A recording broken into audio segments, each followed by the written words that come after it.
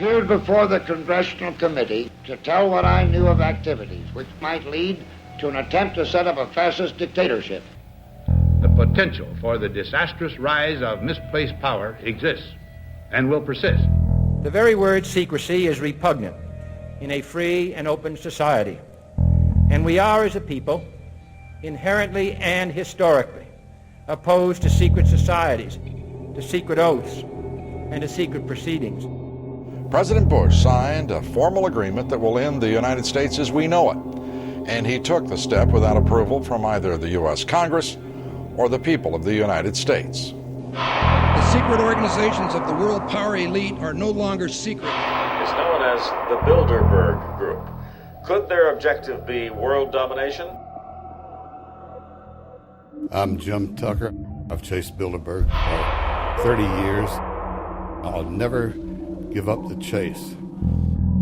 Bilderberg plan for the whole world is nothing less than world government. I'm not comfortable with that at all. Who elected these guys to run the planet? They are the elitists. They feel they should run the world for their own selfish interest. Now we can see a new world coming into view. A world in which there is the very real prospect of a new world order. Bilderberg is making great progress toward a world government, and only an educated, informed public can stop them in their tracks. David Rockefeller admits in his own memoirs that he wants to destroy the United States. Right. He's a traitor. It's good to be back at the Council on Foreign Relations. As Pete mentioned, I've been a member for a long time and was actually a director for some period of time. I never mentioned that when I was campaigning for re-election back home in Wyoming. Let us never tolerate outrageous conspiracy theories.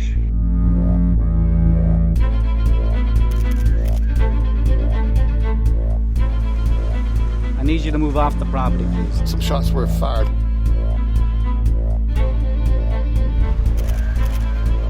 There's Bilderbergers right there.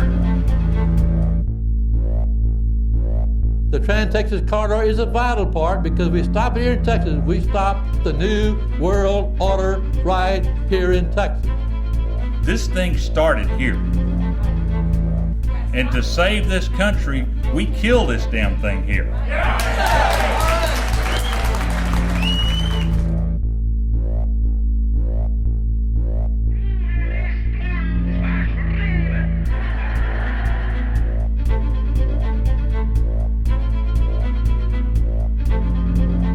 There is a chance for the President of the United States to carry out a phrase his father used, and that is a new world order.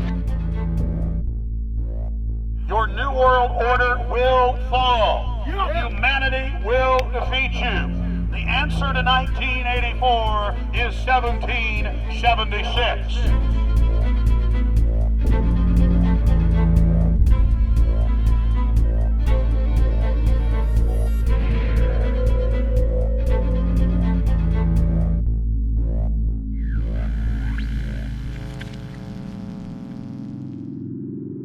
In the near future, Earth is dominated by a powerful world government.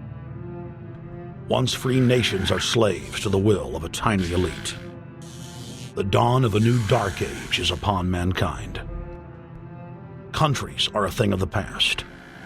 Every form of independence is under attack, with the family and even the individual itself nearing extinction. Close to 80% of the Earth's population has been eliminated. The remnants of a once free humanity are forced to live within highly controlled, compact, prison-like cities. Travel is highly restricted. Superhighways connect the megacities and keep the population from entering into unauthorized zones. No human activity is private. AI supercomputers chronicle and categorize every action. A prison planet dominated by a ruthless gang of control freaks whose power can never be challenged. This is the vision of the global elite, their goal. A program of total dehumanization where the science of tyranny is law. A worldwide control grid designed to ensure the overlord's monopoly of power forever. Our species will be condemned to this nightmare future unless the masses are awakened to the New World Order master plan and mobilized to defeat it. Erected by a secretive group, the Georgia Guidestones are a testament to the elite's plan for a world religion, global laws, with a global court and army to enforce it. And set in stone, it is written that the population never rise above 500 million.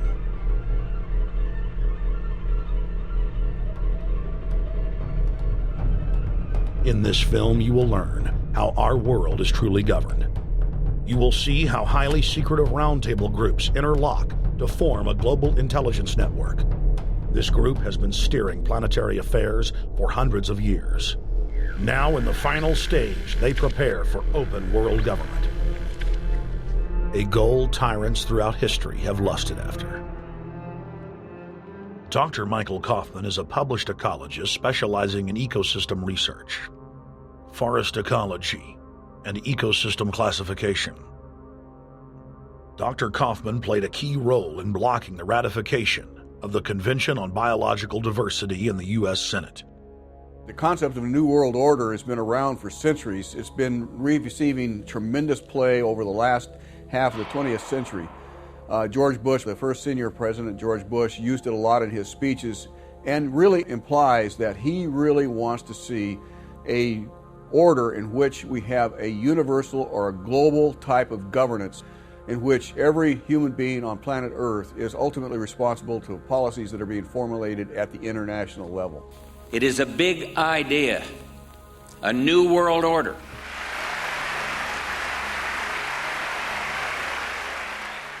President Bush said that the New World Order was in tune, and that's what they were working for. The UN is part of that government. They're working right now very significantly for a North American Union. That's why there's a lot of people in Washington that don't care too much about our borders.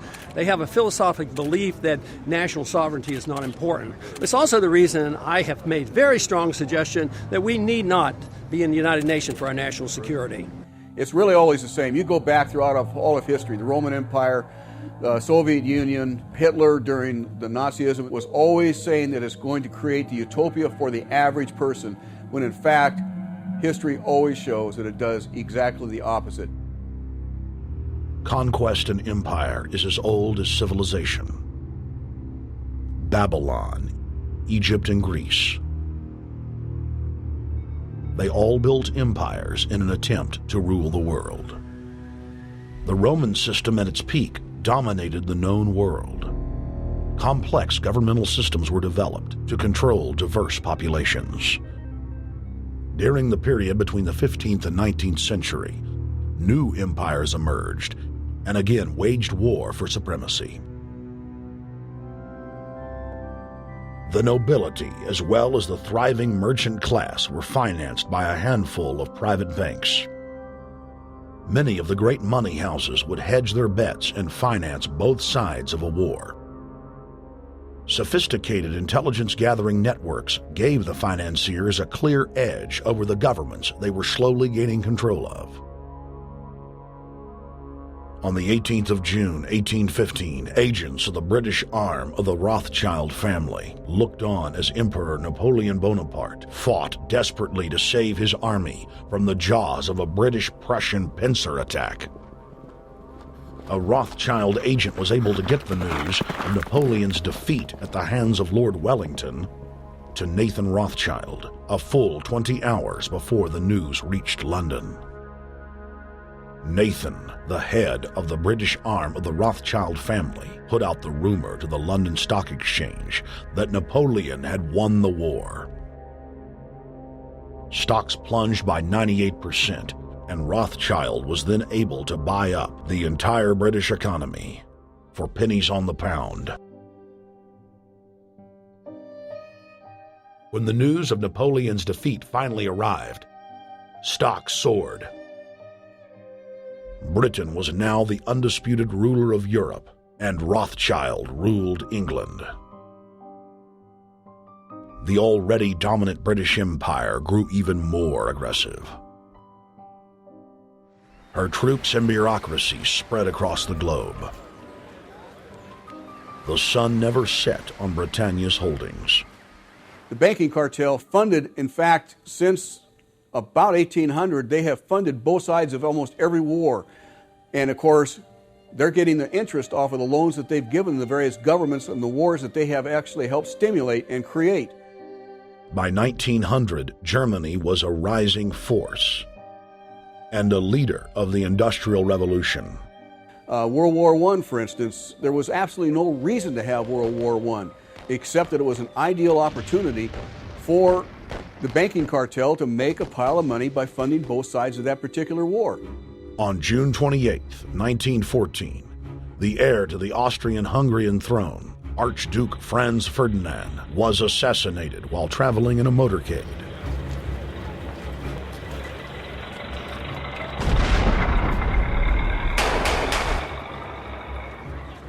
The Black Hand, a Serbian secret society with connections to French and British intelligence, took credit. World War I had begun.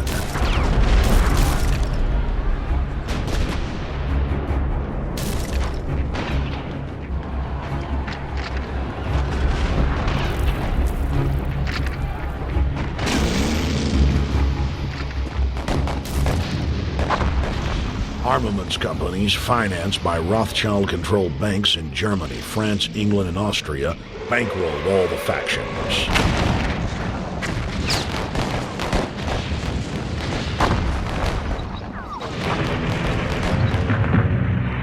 At least 20 million were killed in the war.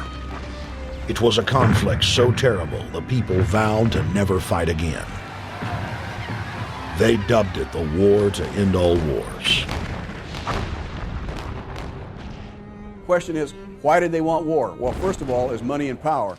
But secondly, they wanted to create the League of Nations. They had this in their plans all along, and as a consequence, once the war was over or about to be over, they began to formulate this idea of a League of Nations, so this would never ever happen again. Hundreds of years of practice made the British experts at hiding their empire behind puppet governments and councils. In the name of stopping all future conflicts, they proposed that countries would join a League of Nations. Their true intention was for the League to serve as a framework for world government. President Woodrow Wilson, who had spearheaded the establishment of the private Federal Reserve System in the United States in 1913, strongly supported the establishment of the League of Nations. Woodrow Wilson was a very naive president. He was basically a college professor that was grafted into this whole system. The League convened in Paris in 1919, but many nations recognized it as a threat to their sovereignty and refused to join. Frustrated by the U.S. Congress blocking the League of Nations, British intelligence, with the help of the Rockefeller family, set up the Council on Foreign Relations in New York City in 1921. The council recruited the best and brightest of American life to support the growth of the Anglo-American Empire. The CFR's stated mission is to abolish all nation-states in favor of an all-powerful world government administered by a tiny elite. By 1930, the promoters of world government had split into two interlocking camps: the Fabian socialists centered in London, and the fascist based in Italy and Germany. National Socialism will use its own revolution for establishing a new world order. Adolf Hitler. Supporters of the fascists in the United States and England believed that the military should be used to quickly transform the world into a new world order, while the more sophisticated practitioners of globalism stated that incrementalism was the sure path to world domination. Congressional Medal of Honor winner Major General Smedley Butler went public in 1934, exposing an attempt by the robber barons to launch a military overthrow of the United States. The war hero testified to the McCormick-Dickstein Committee in Congress that some of the most powerful men in America had tried to recruit him to lead a military coup so they could set up National Socialism in the United States.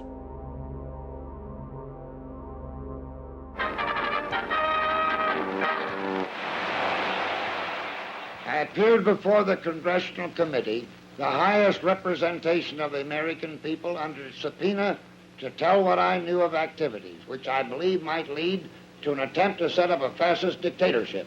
I was supposed to lead an organization of 500,000 men, which would be able to take over the functions of government. The fascist had also made deep inroads in England. Edward VIII, King of England, was forced to abdicate the throne because of his public support for Hitler. Was es sich dabei nicht nur das negative Problem der Bekämpfung dieser Lehre und ihrer Organisation handelt, sondern die Durchführung der positiven Aufgabe der Gewinnung des deutschen Arbeiters für den Nationalstaat.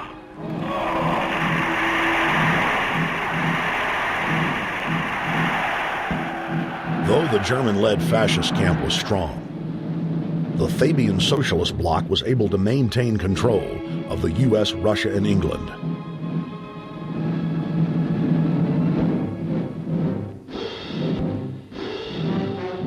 In the build-up to World War II, and during the conflict, the bankers again financed both sides, just as they had done with Napoleon.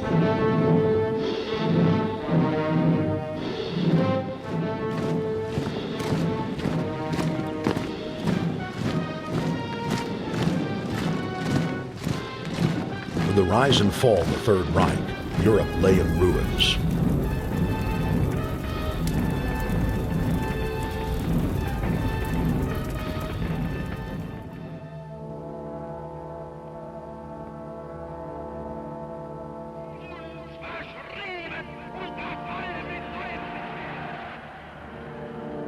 Once again, the elite claimed that only global governance could save humanity from certain destruction. And this time, the elite would succeed in setting up their world body.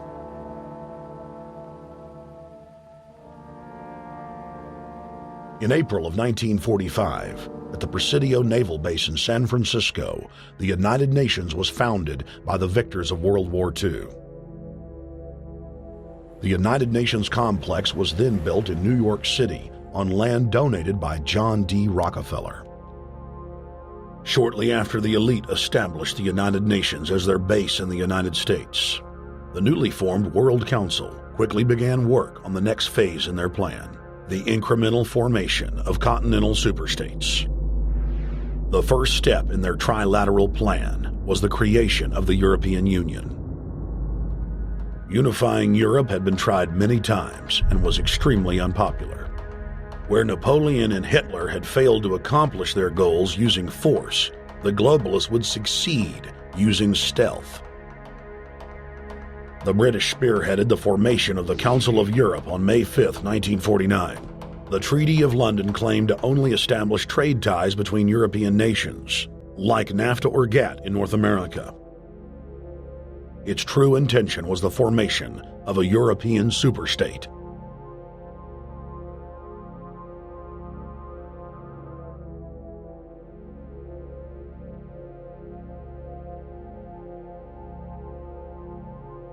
In 1954, the elite of the planet met in secret at the Bilderberg Hotel in Oosterbeek, Holland.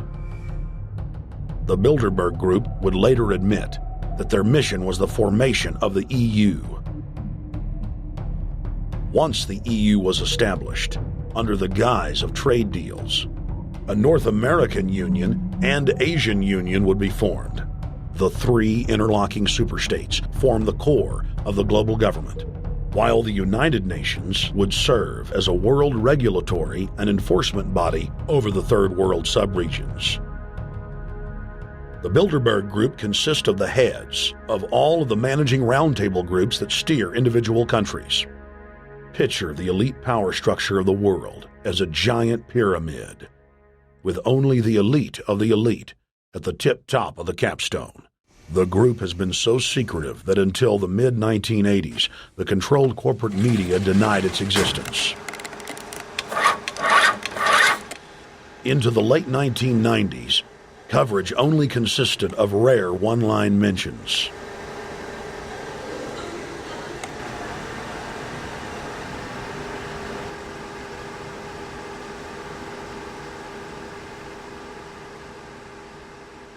With the rise of the alternative media, their stranglehold on information has begun to slip. On the outskirts of the national capital today, black limousines with darkened windows converged on a hotel where private security guards imposed ironclad control. The limos carried royalty, political power brokers, and industrial titans to a secret meeting that will last all weekend. It's known as the Bilderberg Group. Could their objective be world domination? Every 4 years, Bilderberg meets in North America, and in June of 2006, we decided to travel to Ottawa, the capital of Canada.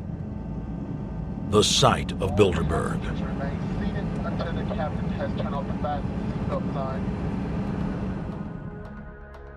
In Bilderberg's long history, many reporters attempting to cover the group have been harassed, detained, and even jailed. I jokingly reassured my cameramen that the horror stories we'd read about were probably exaggerated. I was wrong. We know reporters get detained at airports. People aren't let in. We know people get sent to the jailhouse for 3 or 4 hours. It happens every time. Well, it happened to Alex Jones this time. They admitted, Bilderberg, that they've had pressure put on them by the government to heighten security, and that's why all this happened. Yes, I was told that by 2 separate people. They scoured our records for hours yesterday and hours today, trying to find something on us, and of course there was nothing. It was just scary. I mean, I've been all over the world, and I've never seen anything like this. It was like hours of humiliation. And they said, "What are you here for?" And I said, "Well, I'm here to, cover the media, covering a political event. I hope to talk to some members of Parliament." I was answering all the questions. It was clear I wasn't a threat. It was clear I didn't have any criminal record. It was clear I was press. It was clear I was coming to interview people. They were going to deny me. They told me earlier that I was probably going to be denied, and then you guys showed up, and everything changed. So what's your plan now? My plan is to go out and try to interview Jim Tucker, try to go down to the Bilderberg Group and maybe catch some of them still arriving, and try to still make a documentary.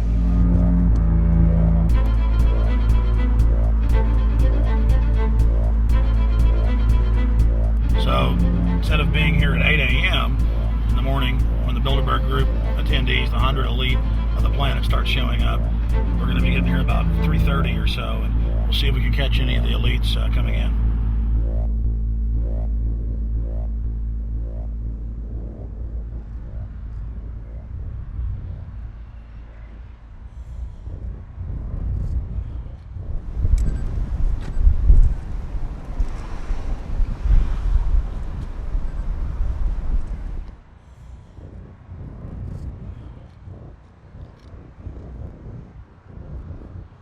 What do you think's on the agenda for this edition of the Bilderberg Society's annual meeting?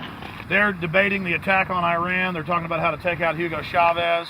They're talking about how to get their American Union in that destroys Canadian, U.S., and Mexican sovereignty. So we're talking about the death of Canada is what's happening in there right now. The death of your sovereignty is happening in there right now. CNN has even reported that these individuals have put out the policy reports through the Council on Foreign Relations that writes their scholarly white papers to end the United States, to end Canada, and to end Mexico. About 10 have come in. They've been coming in slowly in typically big black cars with what appears to be bulletproof glass, and we've got a few pictures of some of the people. We're being kept well back from the building by an awful lot of security people, but there'll be more security as this thing develops. Again, just a reminder to stay off the property, okay? I am. This is the line. We checked with the city. Thank you. Yeah. Okay. The ex-president of Ireland? Maybe? Okay, Danny will know. I came here from upstate New York. I booked a room way in advance. When I checked in at 10 o'clock at night, they told me I had to be out at 8:30 in the morning. And so, of course, I complied to what they wanted. I wasn't happy about it because I had been tired. I drove quite a long way. Then I went down to have something to eat, and I just saw a bunch of security here, and I was wondering what was going on, and I asked questions, and they said they were having a wedding or they were having some sort of reception. So I decided to ask a couple more questions because I thought it was kind of weird. And then I saw them from my hotel window. They were in the back with flashlights looking at the trees, looking up through the trees, and they were also in front of the hotel, combing. It looked like combing the hotel. So I kind of was wondering what was going on, and I left. I got up this morning. I checked out, and then the fellow that I spoke with, the last fellow I spoke with, said, "Well, you'll know all about it in the newspaper." Well, I didn't have to wait because there was a group of people out here telling me everything that was going on. They're not fooling anybody any longer when you've got this many cops, and detaining Alex Jones at the border.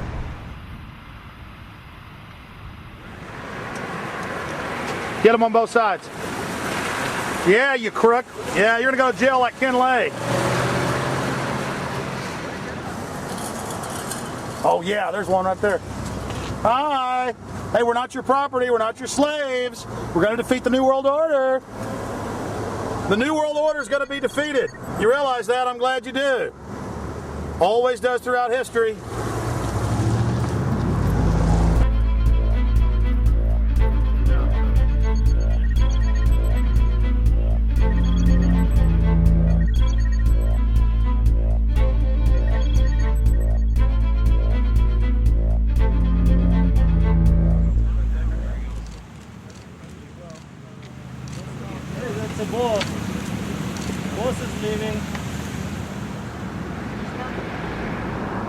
Etienne Davignon is the honorary chairman of the Bilderberg Group,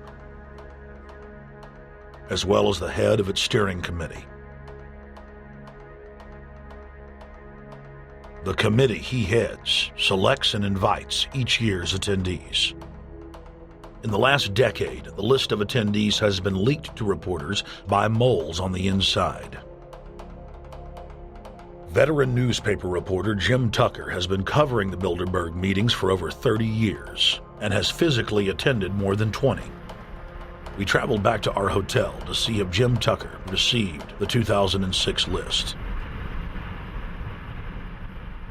First heard about Bilderberg in 1975, and I said, I don't believe it. That's not possible. Who in hell's Bilderberg? I spent 20 happy years with metropolitan newspapers. All the wires are clicking at my ear. That could not happen without me knowing about it. And the thing that first impressed me most was columns in 1957 by the late, great Westbrook Pegler, widely syndicated columnist. He wrote 2 lengthy columns about how approximately 100 leaders of international finance, heads of state, high public officials were meeting behind armed guards and closed doors on Jekyll Island, sealed off. What are these powerful internationalists doing? And why is it so secret? Why do they have armed guards outside? Why is it sealed off? The newspapers totally ignore it. Not a word. Total blackout in the United States. Since then, I've never stopped pursuing Bilderberg, or the whole international gangster organization led by Rockefellers and Rothschilds, as they manipulate the world for their own selfish interest.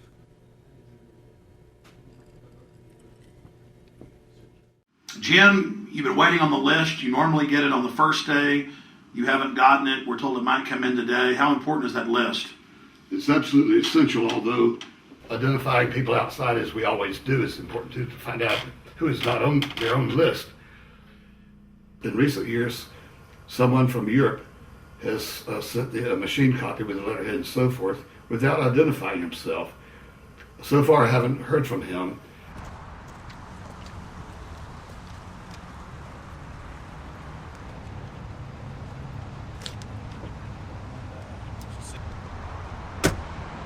Well, Bilderberg assumed that name in 1954 at their first meeting as Bilderberg at the Bilderberg Hotel. It's a little bit like Shakespeare's As You Like It. They say to Shakespeare, "What do you want to call this book?" And he says, "As you like it," meaning whatever you want to call it. And they thought it was dictation, so one of his plays is called As You Like It, and the title has nothing to do with the play. So that's how the Bilderberg came by their name. Now, they had been meeting for half a century. The moneyed class had been meeting But they decide they have to meet systematically every year, well planned in advance, in addition to maybe other smaller meetings throughout the year. Sure this is the right turn, Jim? No. Let's see if you can start.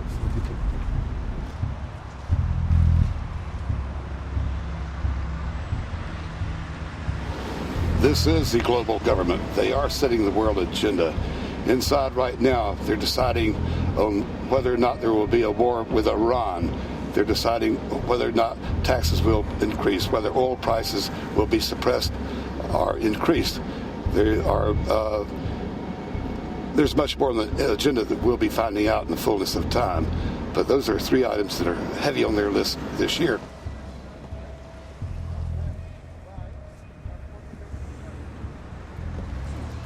This is Jim Tucker, ladies and gentlemen. Yes. 27 years covering these crooks. Mr. Tucker, God bless pleasure to meet you. The media said he was crazy, it didn't exist. Now we forced him. 120 of the world's most powerful men, heads of state from Europe, high officials of the United States government, Treasury, White House, state, defense. They're setting the world agenda now. The reason they want secrecy is because they're doing evil. Evil is done under the cover of darkness. Good works are done in the sunshine.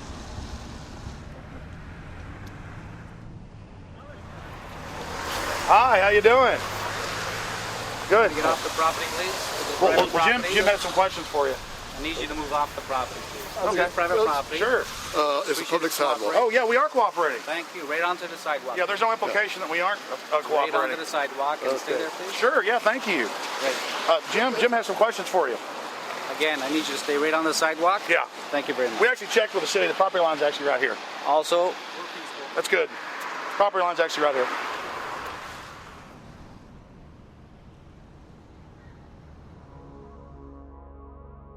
We are on the verge of a global transformation. All we need is the right major crisis, and the nations will accept the New World Order. David Rockefeller. We saw David Rockefeller and the Corn Black at the beyond the hotel, and they had no bodyguards. One of my friends shouted, "Hey, Rockefeller!" and he turned back and he was afraid. My name is Rene. I'm from Manitoba. Drove about 26 hours to get here, just to show that I'm against the Bilderbergers, just to fight for my freedoms, fight for my rights, make sure that my children can grow up in a free country. My name is Daniel Estrelin, and I've been doing this for the last 15 years. I'm from Canada. I'm very proud of my country because, as you can see, there are a lot of people covering the Bilderberg conference.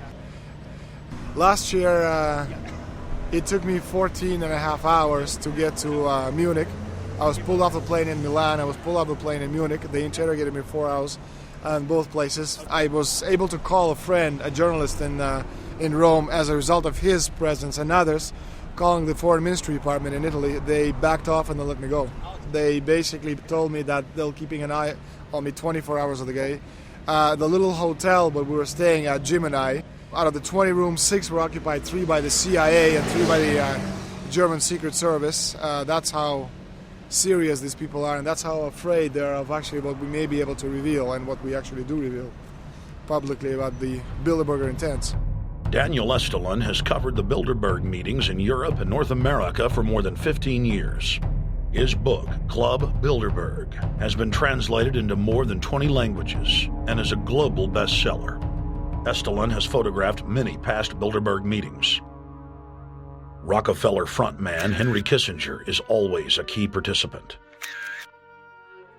Here you see the president of the CFR, Richard N. Haas, followed by Vice Chairman of Rothschild Europe, Franco Barnaby, who is speaking with Henry Kravitz. And behind them is Richard Holbrooke, former U.S. Ambassador to the United Nations. The head of Daimler Chrysler, Jürgen Erich Schrimp, arrives by helicopter. Here, the owner of the Washington Post, Donald Graham, escorts Indra Nooyi, the head of PepsiCo. Queen Beatrix of the Netherlands, whose father, Prince Bernhard, founded Bilderberg, is a leading figure in the group.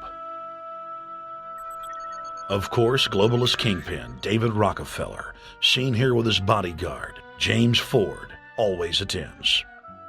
The then newly appointed World Bank chief Paul Wolfowitz is photographed at Bilderberg 2005. It has been reported that Wolfowitz had attended previous meetings while still the Deputy Secretary of Defense, a violation of the Logan Act. Under the Logan Act, it is a felony offense for any member of the federal or state government to meet with members of a foreign government without the express authority and authorization of the President or Congress. Put simply, it is illegal for members of the government to meet secretly behind closed doors with foreign power brokers due to the problems of corruption and espionage that it breeds. For this reason, many prominent politicians attend, but their names do not appear on the official list. Despite the Logan Act, the governor of New York's name, George Pataki, does appear on the list, and we were able to catch the governor on tape walking with David Rockefeller at Brook Street. Multiple staff members inside Brook Street reported to us that Hillary Clinton attended for half a day.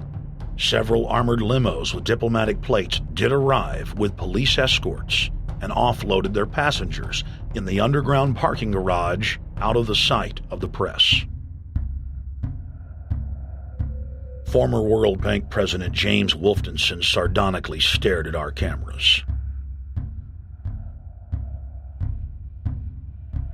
They're upset about the fact that they're being exposed.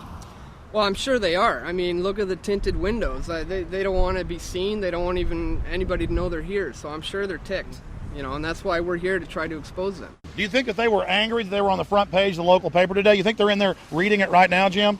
Yes, but I don't think they're happy about it. They prefer nothing at all, no publicity. They prefer absolute secrecy. Yeah, you better look away. We're not your slaves. You don't own me.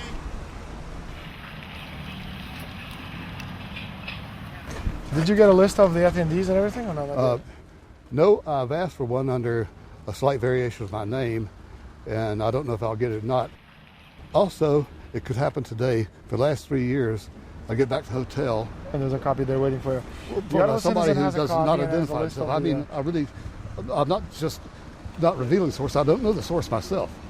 But a fact, because they want the Bilderberg letterhead on it, and makes a nice memento. Perfect.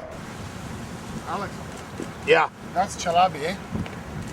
You think Chalabi? No, I don't think. I know. It looked like Chalabi. I knew it was a fat guy. Yeah. That was Ahmed Chalabi? Yeah. Oh my God. Then they're really going to attack Iran.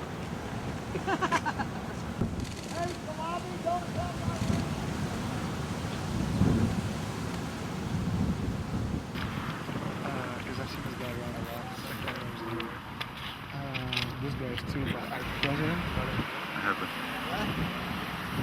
It's S, Scandinavian.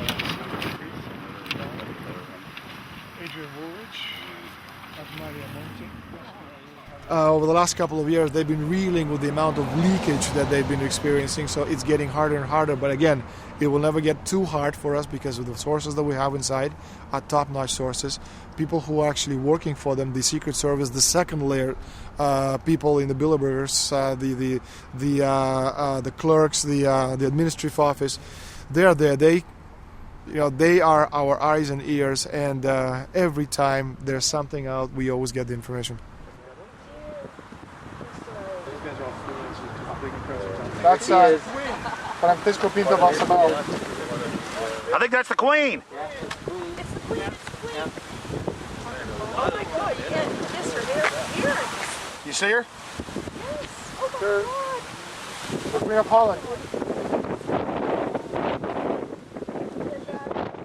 What usually happens, the Secret Service guys who are protecting the Bilderberg delegates, the staff, the cooks, the chefs, when they actually get to see and to hear what some of these nasty people are talking about, they're the first ones to look for us and the first ones to make sure that we get the information from the meeting. We're very rigorous with information that does come out. We double, triple, and quadruple confirm the sources, make sure that all the information checks out. A lot of the stuff, the Bilderbergers have planted information, make sure that this disinformation nullifies the accuracy of the reporting, which is why we never publish the first thing we hear.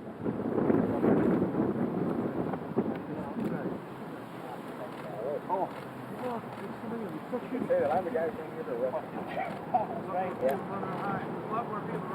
That looks like Rockefeller. The decisions that these people take, again, they not only decisions affect the business community, they affect politics, business, environment, across the entire spectrum. And these decisions are made and taken by a very elite group of people behind closed doors this year at the Brook Street Hotel. We are not privy to these decisions. We're not allowed to know what they're talking about.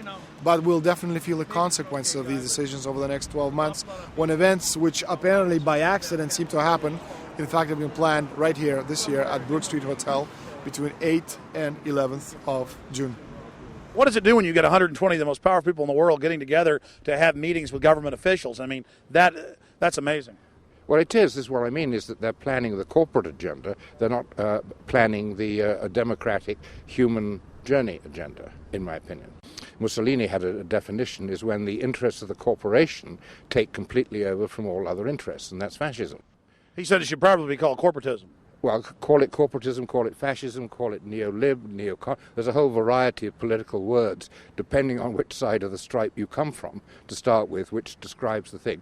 But what they are describing is the complete end of democracy, the end of what matters to people, the end of what happens to the human journey. And for that reason, I think this is revolting. Ladies and gentlemen, we're here in Canada today to stand up against the Bilderberg Group that is attempting to get rid of the sovereignty of the United States. The truth of your world government has now been exposed. We know you are ruthless.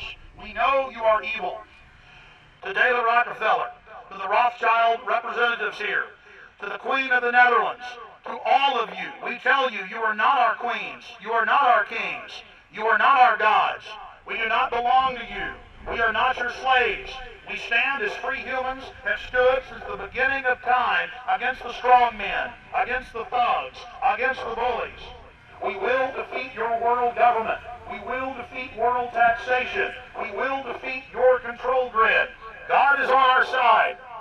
I stand before the creator of the universe, and I ask the creator of the universe, as our founding fathers did in 1776, to lead, guide, and direct us, and to give us the power and the foresight and the understanding and the will to stand against your entire agenda, including your final plan of world population reduction of 80% that Henry Kissinger penned in 1973. Why do you put mercury in the vaccines, sodium fluoride in the water? Why? Why do you put cancer viruses in the vaccines? Why have you used depleted uranium now in 4 separate nations? You're arrogant.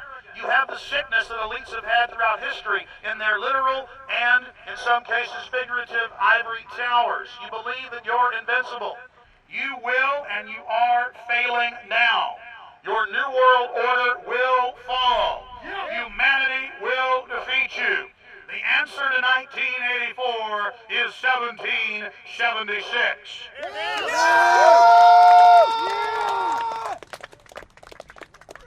Bilderberg is an elite organization, and the way it works, the protocol of the meetings is the staff, after they're vetted out, they're told exactly how they're supposed to behave themselves, meaning that they can never address the attendees, they can never speak to them unless they're spoken to first, they can never look them in the eye.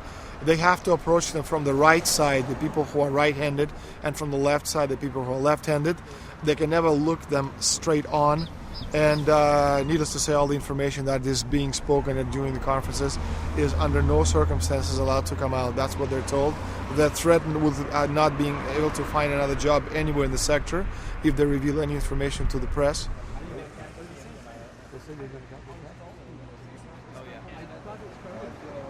Richard Holbrooke? Ambassador Richard Holbrooke thought the peasantry wouldn't recognize him if he took a stroll off the grounds of Brook Street.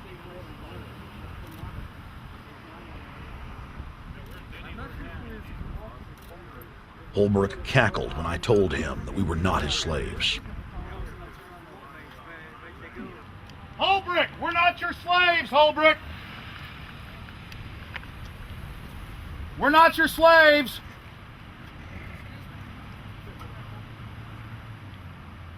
Holbrooke, we don't belong to you. We're not your property. Get back on the sidewalk. We're free humanity! Yeah, there he goes. Coward. They love it.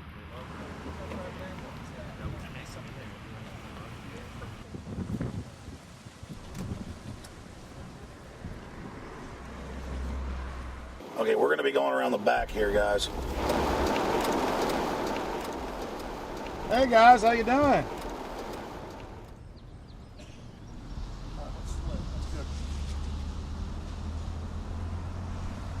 There are several rings of security service. The American delegation at every Bilderberg meeting is usually protected by the CIA and a special division of the U.S. Army. The British delegation is protected by the MI6. Israelis usually are protected by the Mossad. The Ottawa police, in this case, working for the security, they have very little, actually they don't have any information at all on what the meeting is about. They don't even know who the Bilderbergs are. Then there's an elite private firm protecting the perimeter, doing all the dirty work, such as shooting off the photographers and bothering the protesters. But, you know, that's like piddly stuff. All the heavy stuff is done by the security service, such as the CIA, MI6. Some years ago, my legs were a little bit stronger than they are now, and I'd crept over a fence under cover of darkness and approached. The cops started yelling and pointing at me, so I ran with speed I didn't know I still had, and some shots were fired, but they were far above my head. I mean, they were intimidating, but they were not really trying to kill me. Not when sharpshooters are fired far above, 20 feet above your head. Bilderberg was founded by David Rockefeller and the Rothschilds of Britain and Europe. They're still the main powers. Baron Evelyn D. Rothschild, a male, attended for many years. Rothschild is still represented. You'll see them on the list of participants. Somebody representing the Rothschild Group. They are the main powers behind Bilderberg. The Dutch Shell is part of the Queen's fortune. Of course, the Rockefellers have always had heavy oil interests. That was the original source of their old money from the old man. Jim just got the official Bilderberg letterhead list from his mole inside the Bilderberg Group. Let's go look at it. Wall Street Journal.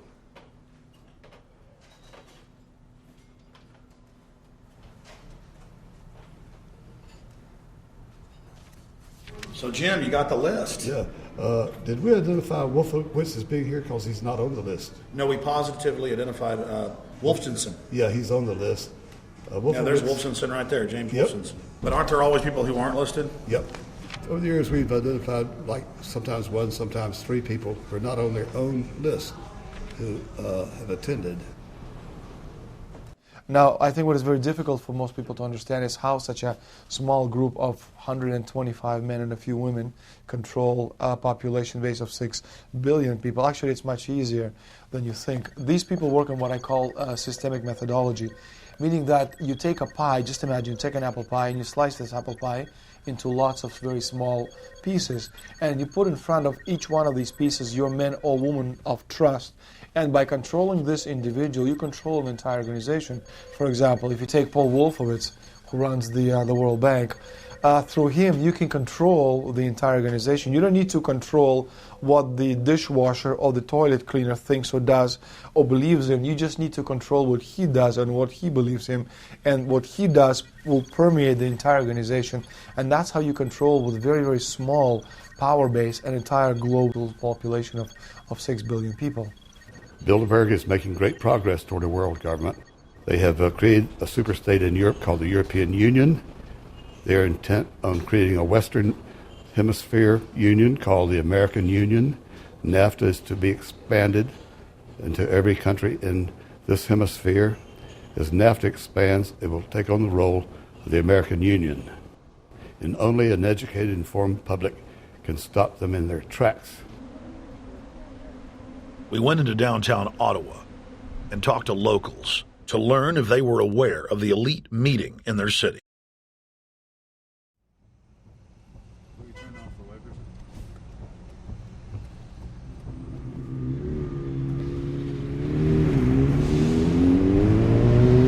Okay, guys, attention just for a second. I just need to tell you that a group just met here in Canada, and they're trying to get rid of your sovereignty, merging you with the U.S. and Mexico. See, it's not funny. I'm serious. And your news isn't going to tell you about this. This is deadly serious, so I'm just letting you know, and I'm telling you about it. As they say, they are the guys that run the world. They make the decisions for we, and we just carry it out. Sir, did you hear about the Bilderberg Group meeting here in town, the 120 most elite people in the world? No. Hey, did you know that the elite's meeting here in town right now? Have you heard about it? The 120 crime bosses? None of you heard of it? None of you guys have heard of the Bilderberg Group? They're meeting right now. In the city, around 10% of the people were aware of the New World Order agenda. When we traveled to Parliament, close to half of the people we randomly spoke to were informed.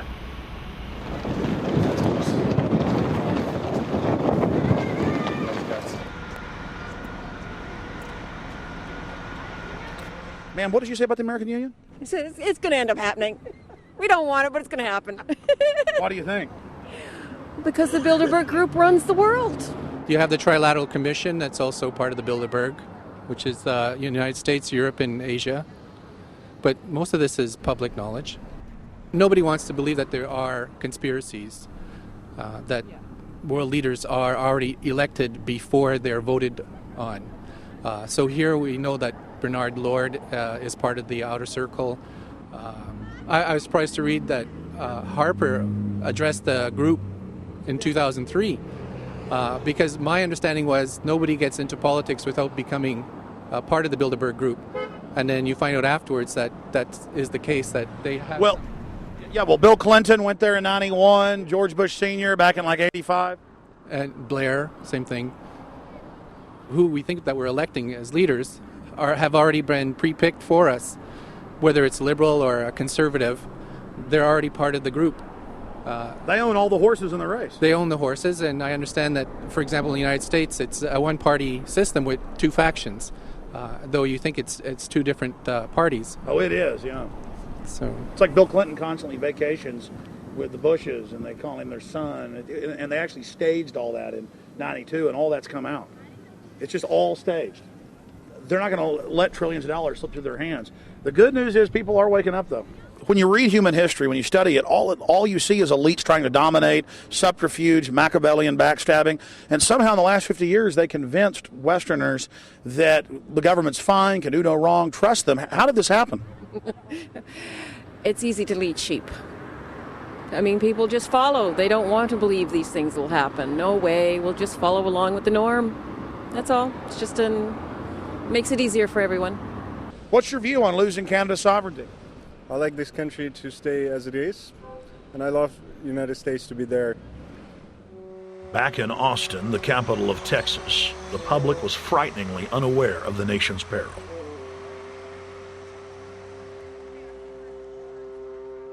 Have you heard about the North American Union? Not really, no. I don't watch TV. No, I haven't. Interesting. I was not aware of that. I don't know exactly what you mean, so... I don't think there's going to be a merger of the three nations. No, I have not. No. No, I didn't know this was happening, so... No. Yes, I have. I haven't. Oh, you have heard about it? Yes. After that big rally the other day, don't know about it? I don't know about anything. No, I have not. Have you heard of the European Union? I have, yes. Are you aware of the European Union? Oh, yeah, of course. Have you heard about the European Union? Heard about them. Do you know about the European Union? No. Europe, 15-member group expanding? A what? 15 nations of Europe merging in 2000. Whatever. For over 50 years, the Bilderberg Group constructed the European Union by stealth under the guise of trade deals. Now the elite are using the same secretive program to complete the North American Union. But this time, superstate integration is on the extreme fast track. International agreements like NAFTA, GATT, and APEC were just stepping stones in the formation of the NAU. The North American Union was officially born at Baylor University in Waco, Texas, on March 23, 2005. The leaders of the United States, Mexico, and Canada told the press that they were only meeting to discuss trade. It soon leaked that a secret meeting had been held during the Security and Prosperity Trilateral Summit. The three governments had refused to release the secret agreement to the people. In September of 2006, their treasonous operation was blown wide open. From September 12th to September 14th, in Banff, Canada, hundreds of elected and appointed government leaders from Canada, Mexico, and the United States met in secret. On the last day of the conference, someone inside the secret North American Union Forum leaked the agenda. The front pages of newspapers across Canada carried the story. The Judicial Watch Foundation submitted Freedom of Information Act requests to obtain the full agenda and minutes of the secret assembly. Many federal agencies refused, citing national security. The foundation finally succeeded and did receive thousands of pages of documents. The documents marked unclassified are the blueprints of a shadow government ruling by bureaucratic and executive fiat. The pages chronicle an already operating North American Union. Transportation, law enforcement, agriculture, regulation, banking, manufacturing, construction, education, immigration, and even the military are being merged with no input from the people or their elected representatives in Congress and Parliament. One of the first items on their agenda was to stress how important it was that their plan, quote, be carried out by stealth. The controllers also talked about exploiting the public's fears of climate change to push a continent-wide tax to fund the new government.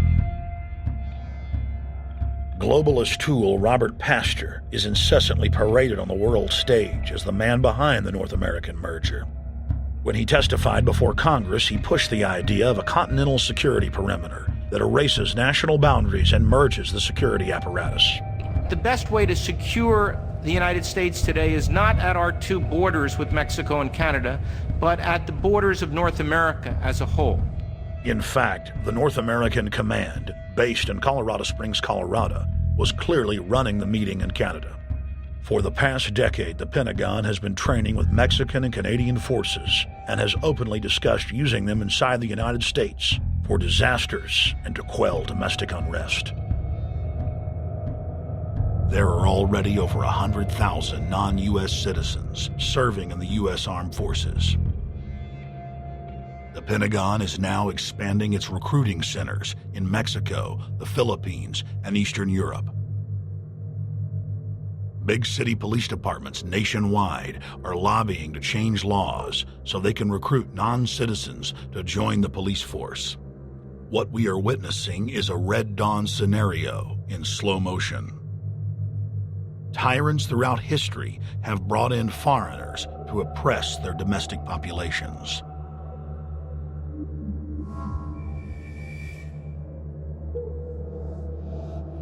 When their coup by stealth was exposed, the three governments went into damage control mode.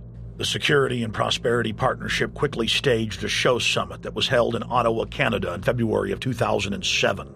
It is the only way that we can achieve security and prosperity for our people is through this cooperation. We actually occupy one physical space, the North America. We've also had a chance as foreign ministers to talk about how we cooperate in the region and indeed in the world. Protesters who were upset about losing their countries and freedoms were not tolerated. A couple of weeks ago, an Al-Qaeda supposed whatsoever, the Security and Prosperity Partnership has been signed without any sort of parliamentary debate. Globalist publications have been open with their frustration that the population has not bought their latest PR stunt. As integration inside the European and American unions accelerates, the superstates themselves are being merged. On April 30th, 2007, a summit was held at the White House. The Security and Prosperity Partnership's secretive approach had alarmed the public. So this time, President Bush, German Chancellor Merkel, and EU Commission President Barroso hid their treachery in plain sight. Thank the Chancellor and Josie very much for the transatlantic economic integration plan. And for that too, we need to develop a common market, common standards. So this is indeed a very important agreement, an agreement that also brings with it a transatlantic economic council to be a permanent body with senior people on both sides of the Atlantic that will look at all those issues in a concrete manner, in which way we can make it move forward. The BBC reported that the US and EU had agreed on a single market. By announcing a new economic community integration, they were simply repeating what had been done in America and the EU on a larger scale. The accord states that the two blocs will aggressively push regulatory convergence in more than 35 areas, from financial services, intellectual property, military, education, mergers and acquisitions. They also agreed to jointly push a global carbon tax. We recognize that we have a problem with greenhouse gases. We agree there is a global threat, it's a serious threat. We agree there is the need to establish a limit to greenhouse gases. We need to discuss the possible pricing of CO2.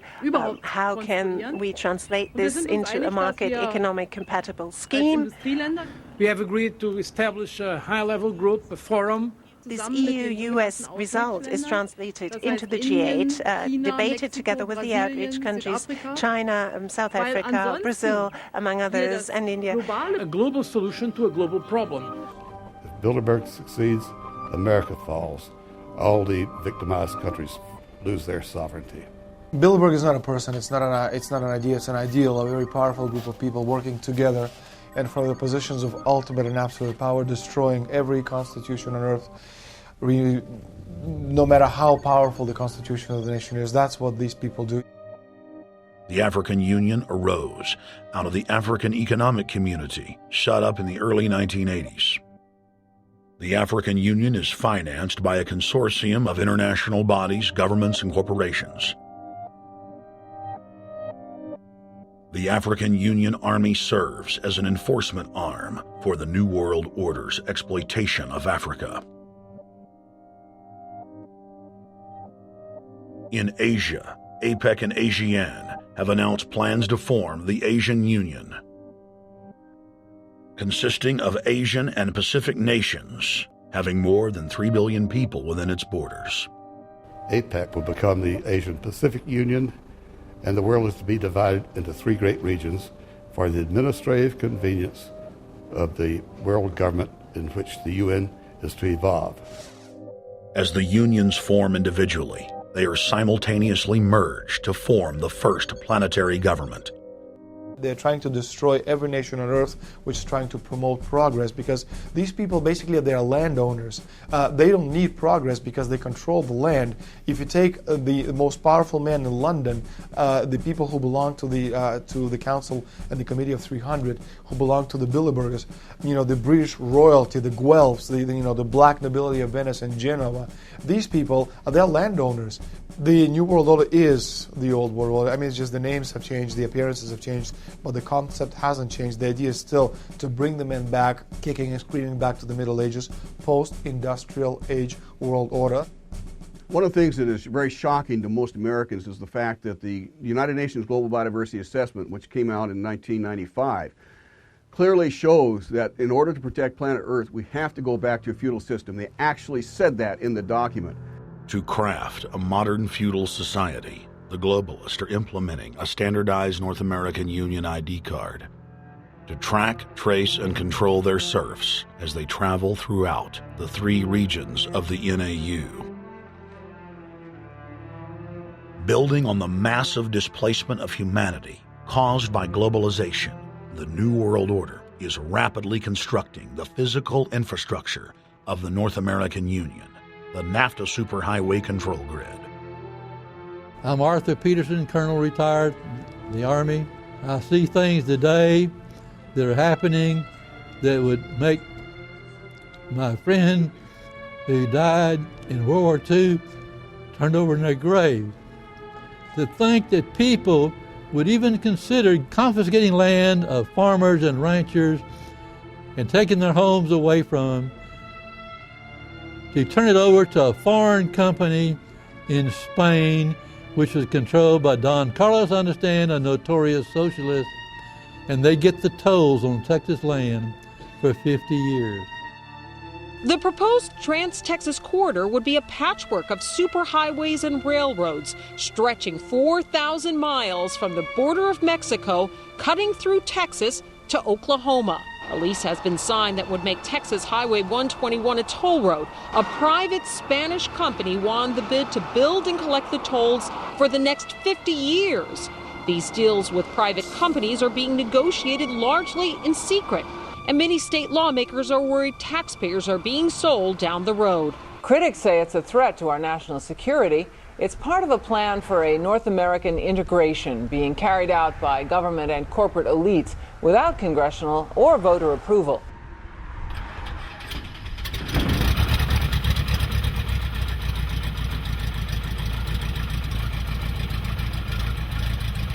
We took to the air over central Texas to get a bird's eye view of the Trans-Texas Corridor, which is under construction and will form the heart of the Trans-NAFTA superhighway system.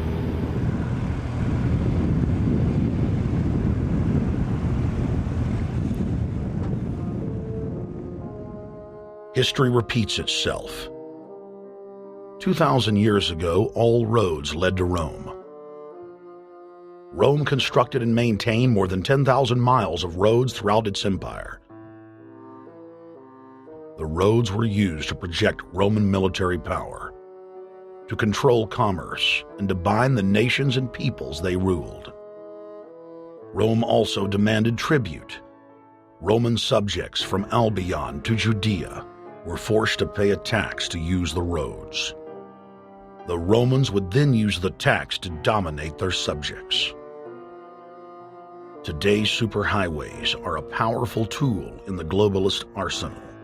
They are instrumental in tearing down national borders and merging nation-states into larger confederations. Foreign governments and corporations are predatorily seizing infrastructure across North America, but nowhere has their attack been greater than in Texas. Texas is the front line. Over 8,000 miles of existing roads and land are being handed over to government-backed foreign companies. Foreign companies buy the legislators, who then turn over complete control to the same foreigners who finance their campaigns. Government power is then illegally transferred to unelected quasi-governmental regional boards that circumvent local governments and the will of the people. The next stage of this world government plan is to have a transportation control, and that is called the NAFTA superhighway, or in Texas called the Trans-Texas Corridor. It confiscates 584,000 acres of land to be transferred into control of a Spanish company which will collect tolls in Texas for the next 50 years, and there's no limit in the amount of tolls that can be collected. More than 80 federal and state highways have been designated as international arteries. The I-35 NAFTA corridor starts deep inside Mexico and travels through the middle of the United States and ends in central Canada. Container ships from Asia dump their cargo on the Pacific side of Mexico. It then travels duty-free by rail to the new Kansas City inland port, now considered sovereign soil of Mexico, in the heart of the United States. Under international agreements, predominantly foreign companies are placing tolls on already existing paid-for roads. Federal, state, and corporate documents show that they will then use the revenue raised to build up the transportation infrastructure of Mexico, not the United States or Canada, so foreign-made products can pour in even faster from Mexico. Revenues raised will also be used to fund the fledgling North American Union and its growing bureaucracy. Bottom line, they're using our own money to enslave us. First of all, they're proposing a North American tribunal, which would be similar to what we have in Chapter 11 of the NAFTA agreement, which is trumped by international law. The U.S. Supreme Court and our Constitution could potentially be rendered invalid, and what we would have is new North American business law that would trump what we have here in the United States. What is also interesting to note that the NAFTA headquarters is in Mexico and controls the United States trade and rules against the United States Congress, and no one seems to challenge it. it's very probable and probably inevitable that our right to bear arms would be challenged in a North American court. So this is just an example of what's happening and what's being proposed. We want to keep our trial by jury system. We want to keep our right to keep and bear arms. We want a system where we have a Supreme Court and not have a tribunal that will be superior to the Supreme Court. In 2005, Cintra, a Spanish-owned company, signed a secret agreement with the Texas Department of Transportation to erect toll roads on existing roads and to toll new roads that were completely paid for by tax dollars. There are people, believe it or not, in Texas who don't know what the Trans-Texas Corridor is. Right. TTC 69, which they'll have the environmental hearing starting this spring on, runs through my part of the state. And there are people over there who have no idea what's fixing to come in their backyard. TxDOT, an unelected state agency, claimed that the agreement with the foreign company was even secret from the Texas legislature. When the truth came out, newspapers across the state called for heads to roll politically. Cintra's response was to have its Australian subsidiary make its first U.S. newspaper buy. Every newspaper they bought was along branches of the Trans-Texas Corridor and had been critical of the toll road plan. The cost of 40 or 50 newspapers is nothing compared to the profits that'll be made. Just Phase 1 alone of the state toll road plan is estimated to raise more than $200 billion in just the first 15 years. And Texas is only a small part of the global panorama. A combine of transnational companies is aggressively consolidating public finance infrastructure worldwide, and the same interests are erecting a world government according to their rules. A literal wonderland of corporate corruption, where governments simply act as vacuum cleaners, sucking up the wealth and resources of the middle class and transferring it to offshore bank accounts, leaving behind a cultural and economic wasteland of easily managed slaves. The whole purpose about the North American Free Trade Agreement is not about trade, it's about control. Control of people. CAFTA is even worse. Control of people. It's not about trade, it's subsidized trade with taxpayers' funds. This thing started here. And to save this country, we kill this damn thing here. To stop it here in Texas, we stop the New World Order right here in Texas. Polls consistently show that over 90% of the people are against the NAFTA highway systems and its toll roads. As the people learned of the threat, they got angry and took action. Our ranch is part of the original Spanish land grant, and I would love to not have to give it back to Spain.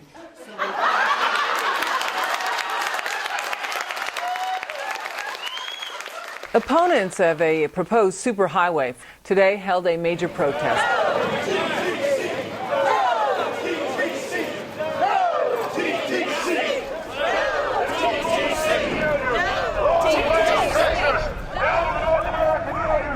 A majority of Texas counties have voted to resist the plan for a North American union and have vowed to block the construction of its infrastructure. Heck, we already know in a law that was passed by a subservient United States Congress, where practically nobody in the entire Congress stood up and said no, they've already passed a law saying all their driver's licenses are going to be chipped. Well, I'm telling you right now, I'm not going to carry in a driver's license that's got a chip in it so Big Brother can watch everywhere I go and see everything I do. No, no, hell no. No, all of it. No, no. We, the people, own this plot of ground. We, the people, own those trees there. We, the people, own our beautiful Texas, and we are not going to let a bunch of crooks and robber barons take our beautiful Texas away from us. Hell no! Hell no! No, no, no!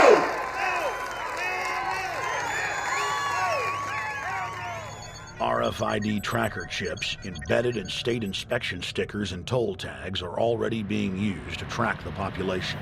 The new system is also meant to control growth and steer development through so-called smart growth. smart growth, which is nothing more than an effort to bring control into the cities. You have the rewilding of America and the Wildlands Project, the Convention on Biological Diversity, which is to control our rural population. Toll roads on interstate highways nationwide are walling off exit ramps to small towns and rural communities, and are creating ghost towns by design.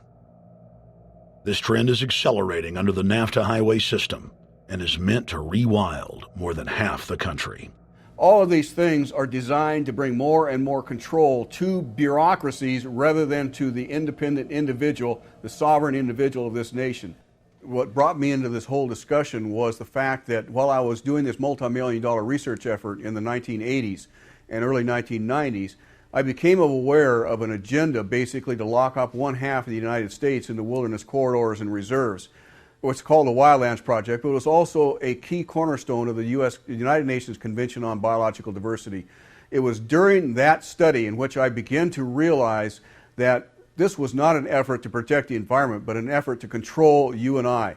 They were dividing the United States up into little compartments in which they would rip out roads, which they would rip out whole communities and put them back in the wilderness. The federal highway system was designed by Pentagon war planners in the 1950s to serve as a rapid deployment conduit to move ground forces for the defense of the United States during invasion. The unconstitutional Northern Command is now using the highway system as a force projection matrix to dominate populations across the United States. Through federally funded emergency command centers, county and city governments are being quietly federalized nationwide. Billions of dollars per city is being spent to install millions of surveillance cameras. Every town and hamlet, no matter how small or remote, is surveilled. License plate reading software tracks Americans' movements wherever they go. New systems are being deployed that scan your face, read your lips, and analyze your walk. Under the Treasonous Military Commissions Act, American citizens can be secretly arrested, stripped of citizenship, flown to offshore torture camps, and secretly executed. Under Section 802 of the Patriot Act, all misdemeanors are considered terrorism. Federal police squads, called Viper teams, randomly force Americans to line up and show their papers. From the sidewalks of Miami to the subways of New York to the streets of Houston, Texas, citizens are being searched by heavily armed gangs of paramilitary police.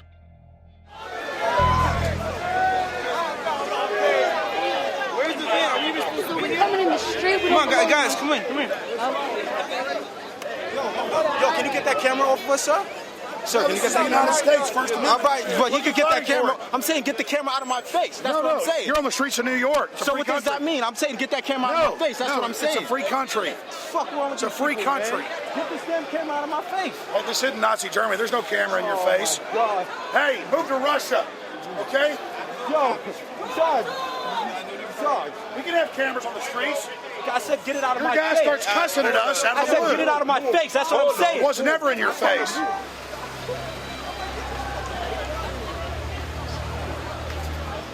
Yo. Long before 9/11, the Pentagon was aggressively violating the federal law that bars the military from policing the American people. Coast to coast, for more than 2 decades, teams of troops would just appear out of nowhere and randomly stop cars and search pedestrians.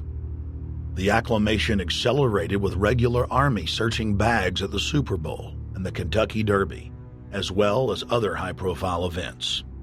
Then President Bush signed a Defense Authorization Act, which radically increased the funding for the already bloated shadow government. In the act, the executive branch formally announced that it was preparing for domestic insurrection and went on to preemptively strip the state governors and legislatures of their powers. The federal government is openly announcing that it is the only authority as it treats the people and the states as enemies.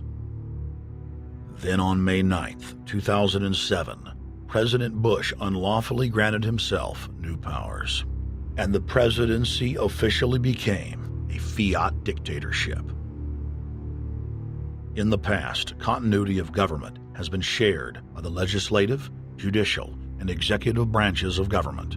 Now, all power resides with the president for the smallest of reasons, including, in the document's own text, any incident in the world, regardless of location, that affects population, infrastructure, environment, economy, or government functions can trigger, at the president's will, total martial law. It is important to add that the president is merely a puppet of the global crime syndicate and may not use the new powers, but simply pass them on for use by future puppet administrations.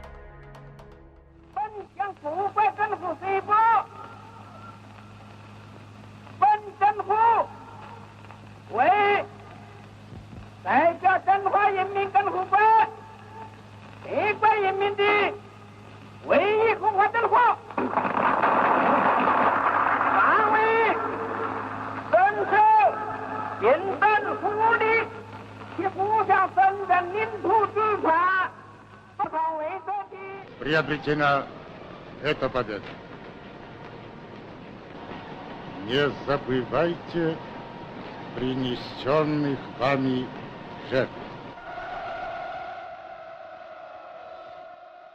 You must teach people to love their leader. This is the only most important.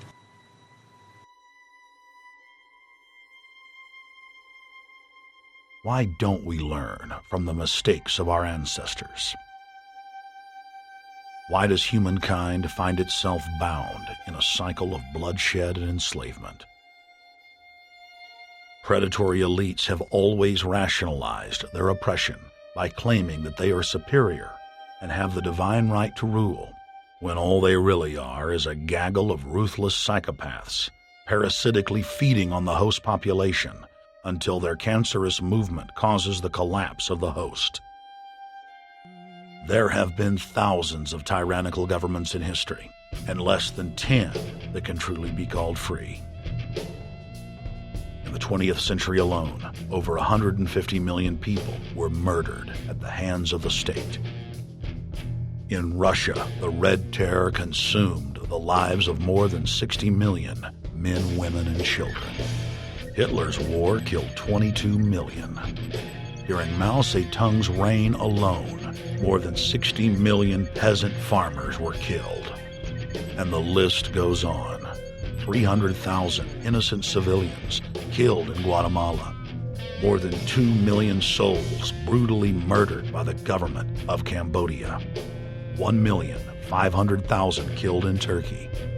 300,000 in Uganda.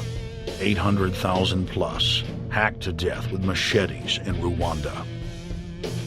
Sadly, there are too many examples of innocent families being exterminated by their governments on an industrial scale to name them all. It is a historical fact that the state is the #1 cause of unnatural death. If you take the 150 million people killed by power-mad government in the last century and divide it by 100,000, the number of souls lost would fill the biggest sports stadium, packed with 100,000 screaming fans, 1,500 times over. That's 1,500 sports stadiums, crammed with 100,000 people each, all exterminated. For those who think it can't happen here or won't happen to them, you have been warned. The carnage witnessed in the last 100 years was only the preparatory phase of the New World Order's master plan. 稍有常识的人都会看出，如果我们的铁骑继续前进，这个螳臂挡车的歹徒难道能够阻挡得了吗？ Hitler and Stalin's crimes are now part of history. But the communist Chinese system of evil is not content with racking up the highest death toll in history. The mass murder and enslavement is still going on today and enjoys the full support and sanction of the New World Order. 摄像机拍下的这个画面，同西方某些国家的宣传恰恰相反。正好说明了我们的军队。 Communist China serves as a globalist laboratory, a proving ground where 1.4 billion people live out their lives as guinea pigs who serve as test subjects for the formulation of the brave new world. U.S. and British forces worked closely with Mao Zedong during World War II, and at the end of the war, they secretly backed Mao in driving out Chiang Kai-shek and the Nationalists. The OSS, and then the CIA, believed that Mao would have a stabilizing effect. Bill Clinton's mentor and Georgetown University political science professor Carroll Quigley explained in his book, Tragedy and Hope, how the Anglo-American Roundtable groups backed every brand of authoritarianism, from communism to fascism, to ensure that a centralized government dominates the population and the economy as planned. The elite are monopoly men. They seek to create monopolies and dominate populations through the barrel of a gun. In their writings, the leadership of the New World Order has continuously heaped praise on the corrupt communist Chinese model.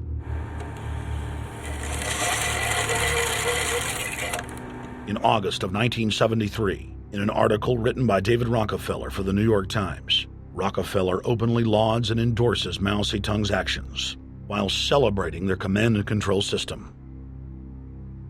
Whatever the price of the Chinese Revolution, it has obviously succeeded not only in producing more efficient and dedicated administration, but also in fostering high morale and community of purpose. The social experiment in China under Chairman Mao's leadership is one of the most important and successful in history. David Rockefeller, New York Times, August 10, 1973. Communist China is the model planned society for the New World Order. China has received more United Nations awards for its policies and form of governance than any other nation. In the eyes of globalist planners, authoritarian China is the future. China adopted the dreaded one-child policy due to lobbying from a consortium of eugenics organizations, which includes Planned Parenthood and the United Nations. Couples that have more than one child face heavy fines and imprisonment. The practice of forced abortion in China, coupled with the cultural desire to have a male child, has plunged China into a deepening crisis where there are 30 million more men than women.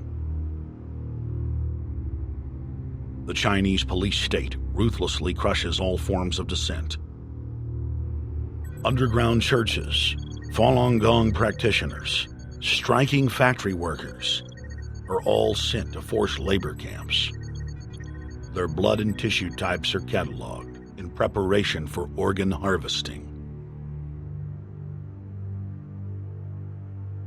The Chinese government then sells the prisoners' organs to the highest bidder on the world market. If a wealthy patient chooses to fly into China, the prisoner is killed and the organs are implanted. If the organs are being flown out of the country, a mobile execution van extracts the organs on the way to the waiting aircraft. The social engineers of China aggressively euthanize the elderly and disabled. China is merely following the globalist blueprint for the world. The same system of total dehumanization is quietly being phased in worldwide. Depopulation should be the highest priority of foreign policy towards the Third World. Henry Kissinger, 1974. There's a need for a new world order, but it has different characteristics in different parts of the world. Now, none of this may succeed this time, but this, to me, is sort of the outline by which someday, in the next few years, a solution will emerge. Where does this mindset come from? Why do the elites kill the largest masses of people when no one is resisting them, when they've already attained total control? What ideology drives the elite psychopath? Since Plato's time 2,400 years ago, state planners have openly proclaimed their desire to control every detail of the commoner's life. From breeding programs to mass extermination of undesirables, the dark dream has continued on for millennia.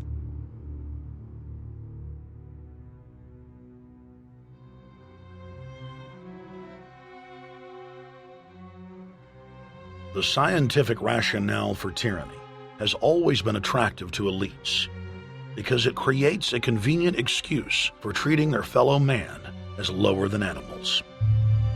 Robert Thomas Malthus, famous for saying that a mass food collapse would be helpful because it would wipe out the poor. His fictional scenario would later be called a Malthusian catastrophe.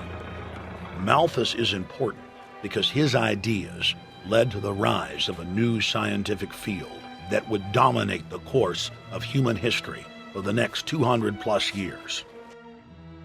Charles Darwin, an admirer of the Malthusian catastrophe model, developed the theory of evolution, its chief tenet being the survival of the fittest. With the help of T.H. Huxley, known as Darwin's bulldog for his strong support of Darwin's theories were pushed into wide acceptance among key scientific circles throughout England and then the world. Darwin's cousin, Francis Galton, credited as the father of eugenics, saw an opportunity to advance mankind by taking the reins of Darwin's evolution theory and applied social principles to develop social Darwinism. The families Darwin, Galton, Huxley, and Wedgwood were so obsessed with their new social design theory that they pledged their families would only breed with each other. They falsely predicted that within only a few generations, they would produce supermen. The emerging pseudoscience was only codifying the practice of inbreeding, already popular within elites for millennia. The four families experiment was a disaster. Within only 2 generations of inbreeding, close to 90% of their offspring either died at birth or were seriously mentally or physically handicapped. The moneyed class of the planet, and particularly the royal families of the world, who were already obsessed with breeding and filled with a predatory disdain for the underclass, seized on the new science and began aggressively enforcing its aims worldwide.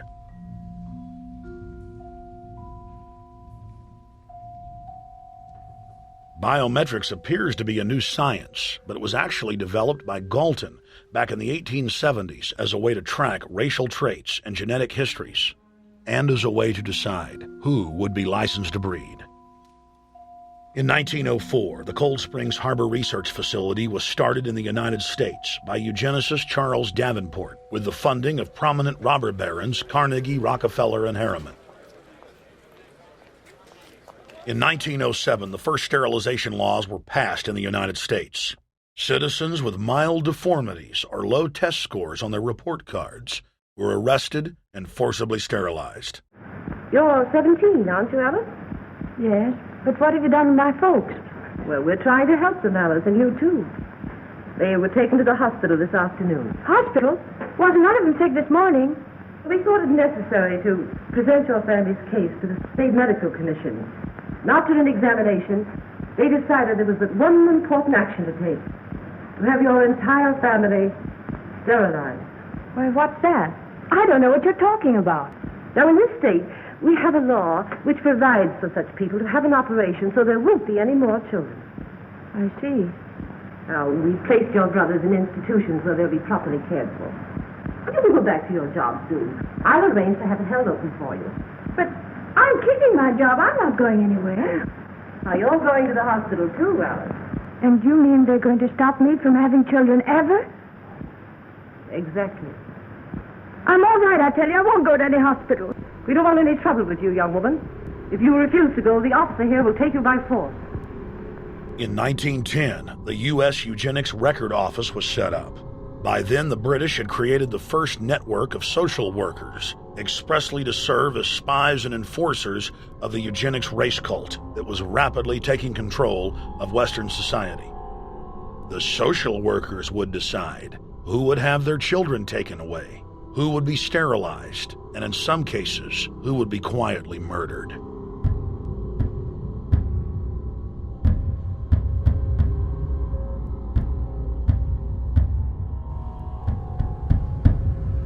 In 1911, the Rockefeller family exports eugenics to Germany by bankrolling the Kaiser Wilhelm Institute, which later would form a central pillar in the Third Reich. At the 1912 International Eugenics Conference in London, eugenics becomes an international craze and gains superstar status. The futurist and best-selling sci-fi author H.G. Wells had studied biology under top eugenicists and was spreading the new faith worldwide. In 1916, H.G. Wells' lover, Margaret Sanger, starts her promotion of eugenics in the United States. In 1923, Sanger receives massive funding from the Rockefeller family. Sanger wrote to fellow eugenicist Clarence J. Gamble that black leaders would need to be recruited to act as frontmen in sterilization programs directed against black communities. In 1924, Hitler pens Mein Kampf, or My Struggle, and credits U.S. eugenicists as his inspiration. Hitler even wrote a fan letter to American eugenicist and conservationist Madison Grant, calling his race-based book, The Passing of the Great Race, his Bible. Hitler developed the plan for mass extermination of the Jews and what he called other sub-races, as well as the handicapped from Grant. By 1927, eugenics hit the mainstream. The so-called science was aggressively pushed through contests at schools, churches, and at state fairs. Churches competed in contests with big cash prizes to see who could best implement eugenics into their sermons. Major denominations then tell Americans that Jesus is for eugenics.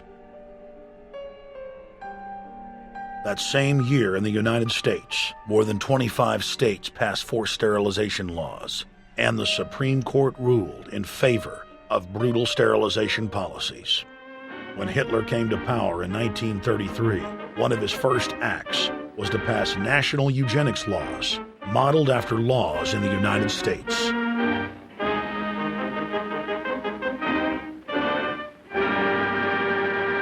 The 1934 film Tomorrow's Children brought the eugenics agenda to the silver screen in the United States.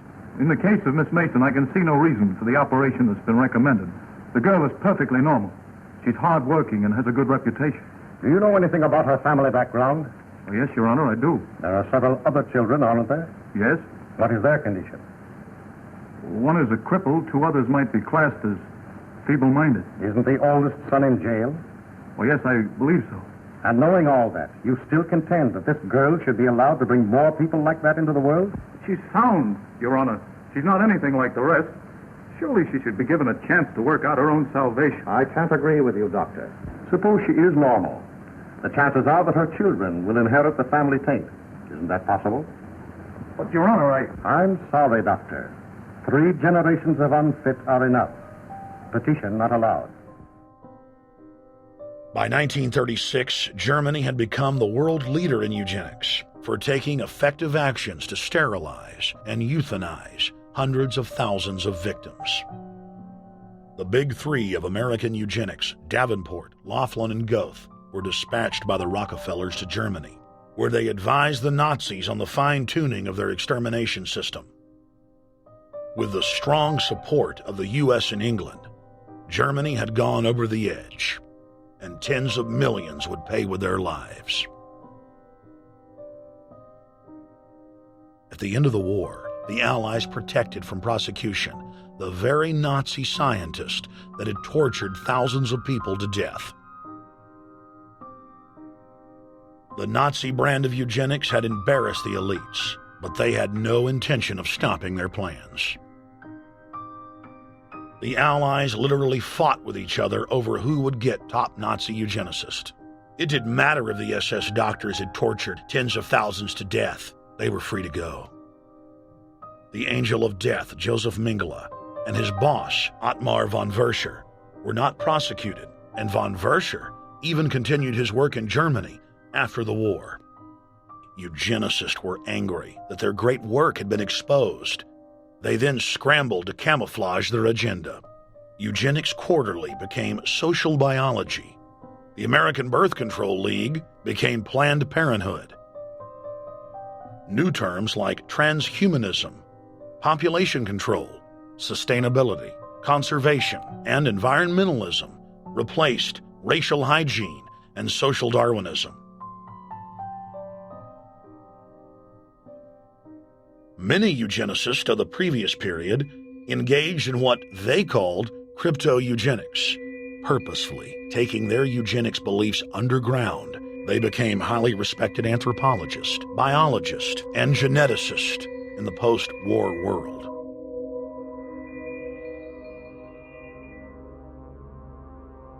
The Allies then smuggled thousands of Nazi scientists out of Germany and placed them in key scientific positions, ranging from bioweapons to rocketry throughout the military-industrial complex.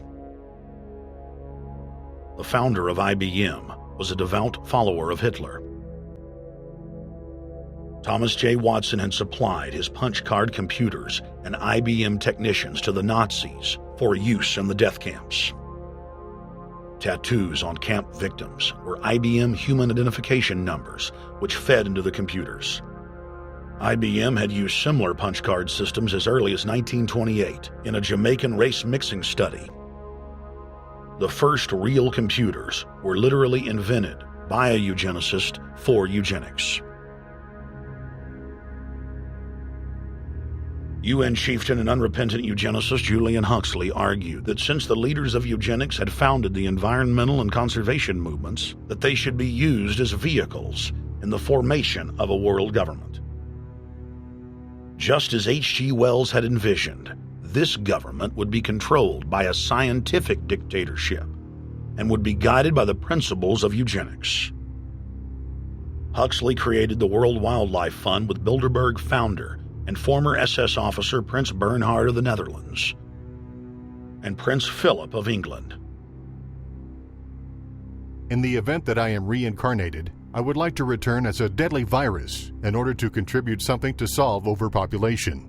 Prince Philip, reported by Deutsche Presse-Agentur DPA, August 1988. Aldous Huxley, author of Brave New World and brother of Julian Huxley, gave a speech at Berkeley in 1962, shortly before his death. He admitted that his best-selling book, Brave New World, written in 1932, was based not on fiction, but on what the elite were actually planning to implement. And here I would like briefly to compare the parable of Brave New World with another parable which was put forth more recently in George Orwell's book, 1984. I'm inclined to think that the scientific dictatorships of the future, and I think there are going to be scientific dictatorships in many parts of the world, will be probably a good deal nearer to the Brave New World pattern than to the 1984 pattern. They will be a good deal nearer, not because of any humanitarian qualms in the scientific dictators, but simply because the Brave New World pattern is probably a good deal more efficient than the other.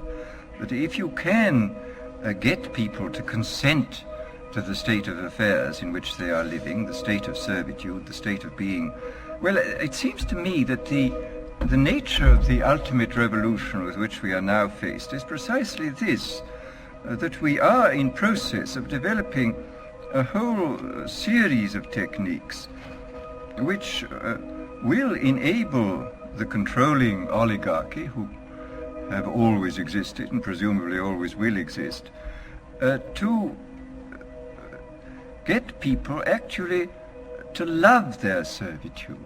People can be made to enjoy a state of affairs which, by any decent standard, they ought not to enjoy.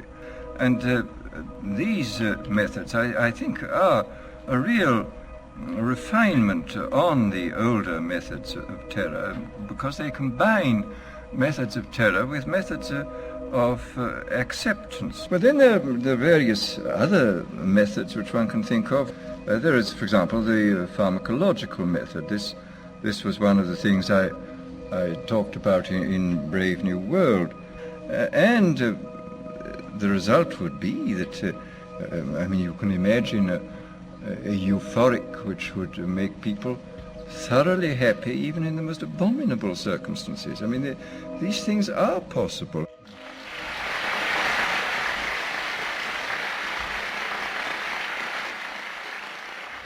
The elite have left a massive wave of destruction behind them as they cold-bloodedly experiment on civilian populations as if we are lab rats.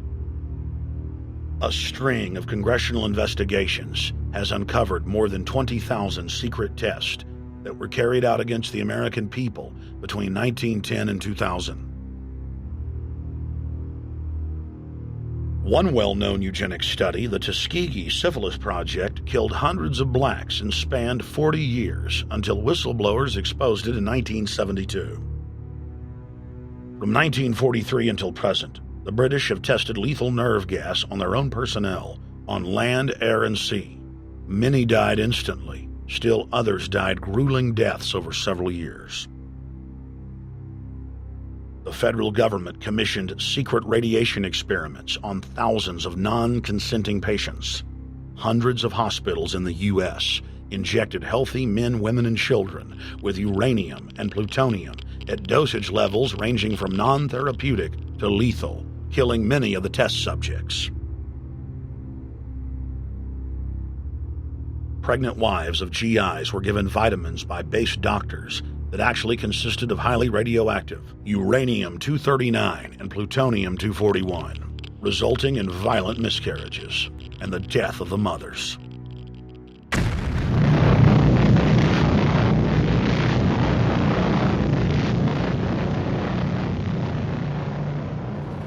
Soldiers, sailors, and Marines were used as guinea pigs in hundreds of atomic and hydrogen bomb tests. Patriotic Americans were radiated side by side with lab animals.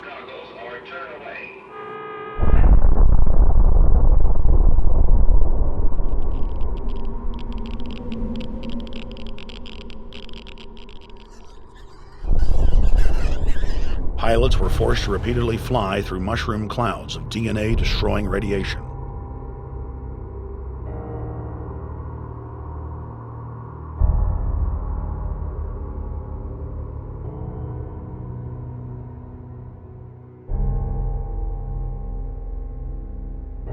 From 1951 to 1961, the U.S. Army paid Israel's health ministry 3 million lira to conduct radiation testing on Sephardic children that immigrated to Israel. The government-run public schools would tell the children that they were going to get a medical checkup and that they were receiving an X-ray.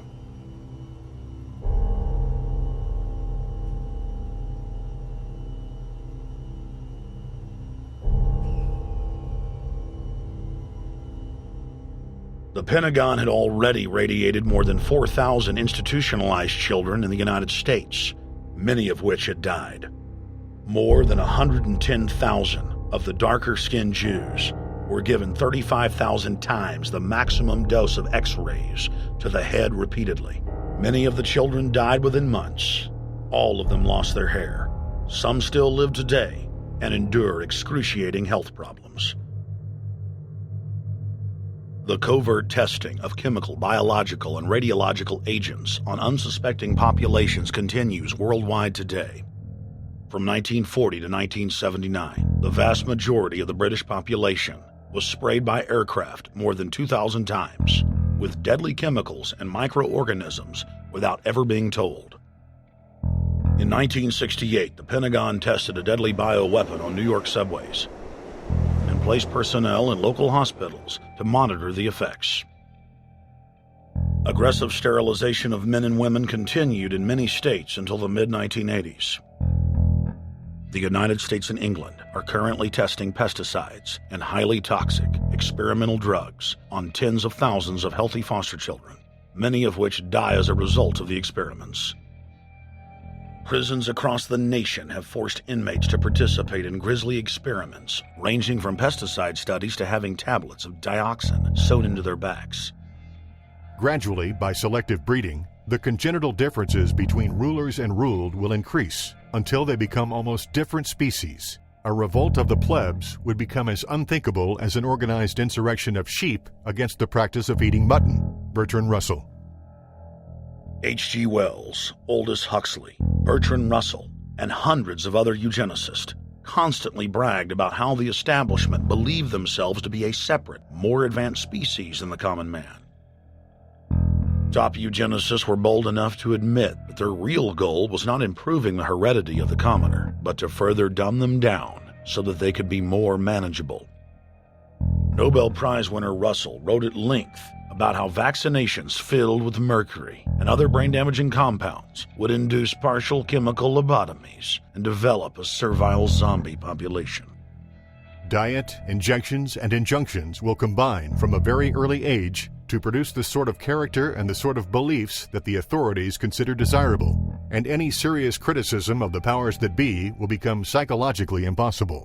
Bertrand Russell.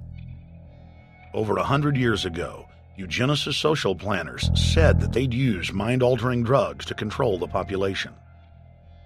By 2007, more than 20% of the U.S. population were on some type of prescription antidepressant. But in the case of foster children, a sector where the state has total control, at least 2/3 are forced to take a cocktail made up of, on average, 7 psychotropic drugs. Chairman of the Texas Society of Psychiatric Physicians, Joe Burkett, testified before the State House Select Committee hearing on psychotropic drugs in foster care and shocked the public when he said that 2/3 of foster children in Texas had been placed on psychiatric drugs because they were very, very sick from a bad gene pool. A lot of these kids come from bad gene pools. They don't have stable parents making good decisions. Besides the gene pools, they've then been traumatized by abuse, neglect, and problems, and then they've been traumatized by separation, and all those things predispose to mental illness. The Western world is now implementing eugenics pre-crime policies. Fetuses are now being pre-screened according to family histories of crime. From Portland, Oregon to London, England, Child Protective Services are enrolling newborn children into criminal databases at birth and forcing them to attend probation hearings at age 2. The overlords of scientific dictatorship are ruthlessly prosecuting a war on our most defenseless. In December of 1974, the U.S. government made third world population reduction a central national security issue. The operation plan, titled National Security Study Memorandum 200, was simply a regurgitation of the British Commission on Population created by King George VI of England in 1944, which openly stated that populous third world nations posed a threat to the international elite's monopoly of global power. The Kissinger-authored U.S. plan targeted 13 key countries where massive population reduction was called for. Kissinger recommended that IMF and World Bank loans be given on condition that nations initiate aggressive population control programs, such as sterilization. Kissinger also recommended that food be used as a weapon, and that instigating wars was also a helpful tool in reducing population. In 1972, the Nixon White House also implemented a eugenics policy which was directed by George Herbert Walker Bush, then United States Ambassador to the United Nations. Bush advised China on the formulation of their one-child policy and directed the federal government to forcibly sterilize more than 40% of Native American women on reservations.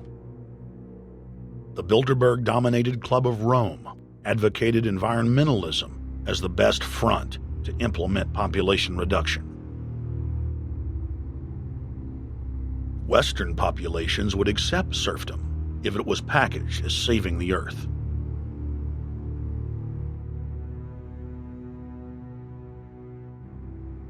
Industrialization of Africa, Asia, and Latin America could be blocked. Citizens would more willingly give up their national sovereignty if it were sold as a way to help the planet. The think tank also concocted the peak oil fraud as a way to create artificial scarcity. And the Club of Rome has been aggressively pushing a global carbon tax as a way to fund their planetary government. In the draft copy of the United Nations Global Biodiversity Assessment, it states very clearly that we must reduce the human population from its current level of about 6 billion people down to about 1 billion people. In the 1970s, South Africa developed race-specific bioweapons to target blacks and Asians, and then subsequently sold the technology to Israel in the mid-1980s.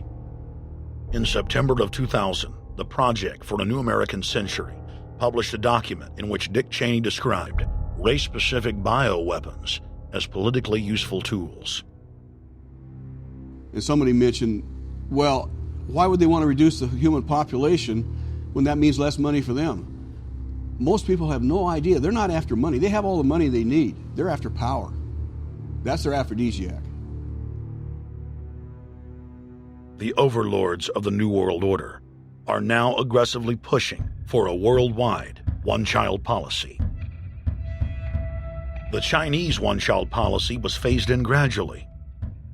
In the 60s, when it began, you only had to pay a tax penalty. Only later did they imprison you if you had more than one child.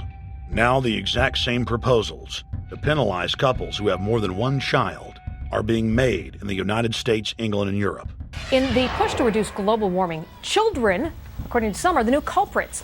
A think tank in the UK says too many kids are what's making the planet worse, saying large families, anything over 2 children really, should be frowned upon as an environmental no-no, akin to not reusing your plastic bags, driving one of those big gas-guzzling cars, taking long trips overseas. The UK, in fact, has negative growth. I think Canada does too. That still, families in our rich countries shouldn't have more than 2 kids. In 1998, Ted Turner pledged to give more than $1 billion to the United Nations to be spent in the implementation of population reduction policies planet-wide.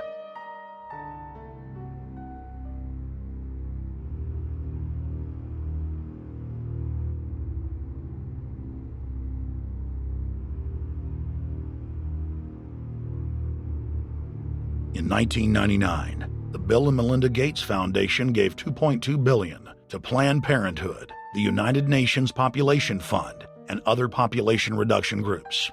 By 2007, the Gates had given more than $30 billion, almost exclusively to population control groups. The controlled corporate press cynically reported that the Gates were giving the money to help third world children. Bill and Melinda Gates were dethroned as the world's most generous philanthropists when their friend and fellow population reduction enthusiast, Warren Buffett, gave $37 billion to fund an army of population control groups. And I actually think the world will be much better when there's only 10 or 20% of us left. Dr. Eric Pianka. Prominent University of Texas biologist Dr. Eric Pianka, while receiving an award from the Texas Academy of Science, said that the worldwide AIDS pandemic was, quote, no good, it's too slow, and went on to laud the virtues of Ebola because it would kill 90% of the world population quickly.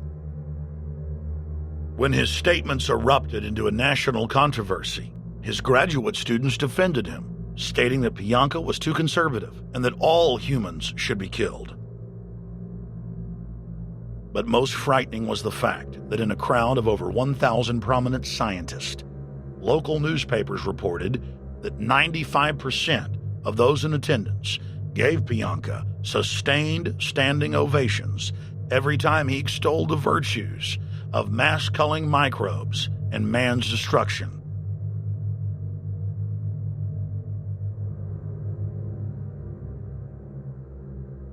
China was able to turn the corner and become the leading world superpower because they have a police state and they are able to force people to stop reproducing.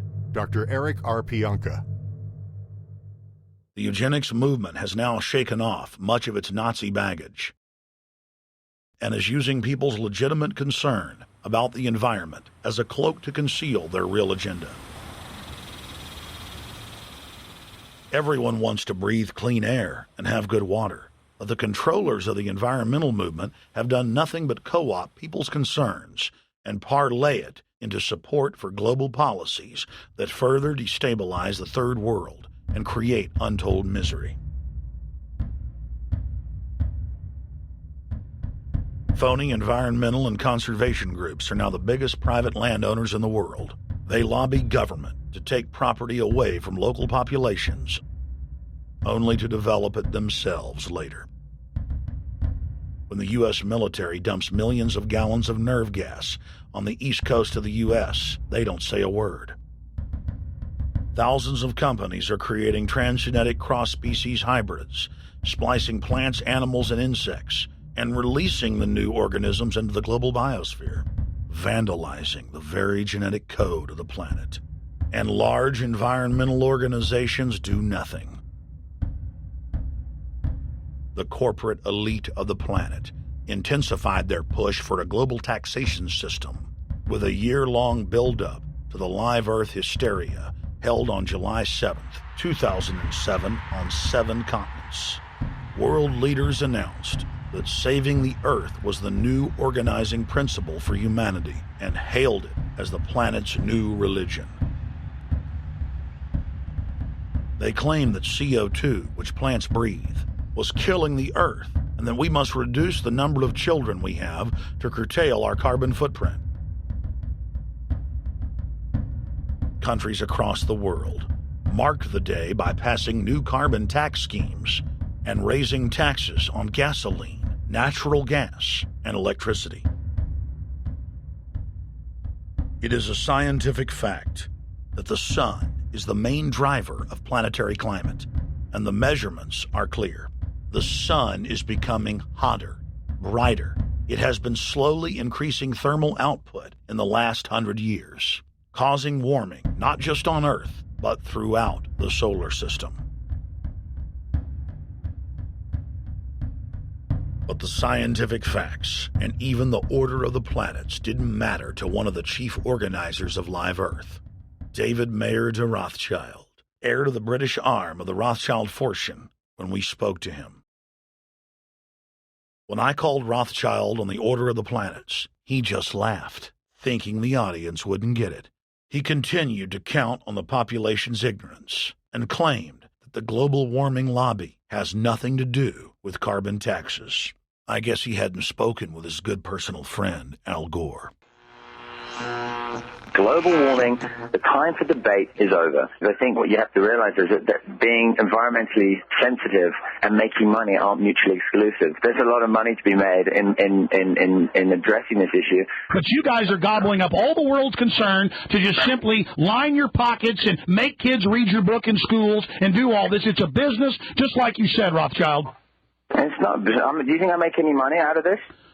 It's the same thing. It's the same thing your your money-changing ancestors did. They're in Germany, Red Shield, and I'm calling you out, Red Shield. We know it's a scam. A pollution-based tax system, principally CO2. We're causing it mainly, vast majority of it. The consequences are bad and will be catastrophic unless we act. The polar ice caps of Mars are receding at several miles a year, much faster than ours, and that the moons of Saturn and Jupiter are melting. In fact, several of their moons were ice and are now liquid seas. Now, how are SUVs causing that, David Rothschild? That's because those planets are closer to the sun, my friend. No, Jupiter and Saturn are not closer to the sun. Neither is Mars. Yes, sir. I think you'll find, right, that the very simple matter, and what I wanted to say, and this is my final point, forget your taxation theory, because actually it's not taxation. Put a price on the carbon. A tax is the best way. Cap and trade can also do it. If there were a carbon-based tax, would there be a need for an economy-wide cap and trade system? They are not either or. We can do both. I am in favor of both.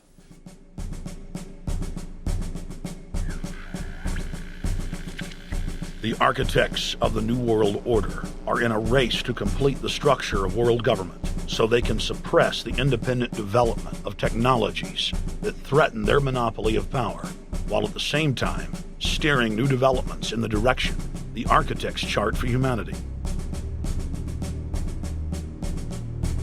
The technocrats call their governing system the final revolution because in the past, empires were enforced militarily. Now enforcement is primarily psychological and economic, and society itself is a construct of the elite who operate outside the controlled paradigm and control the civilization within, just as a child maintains the environment of a fish tank. We are like lab rats, living out our entire existence, never questioning the confines of the cage or the scientists who experiment on us. New World Order engineers have hijacked human destiny. Its controllers have closely studied human behavior for more than 100 years and are now steering us with expert control, using our primitive drives and desires as levers. They have developed their mind control systems to the point of being able to control the average unconscious person like a car.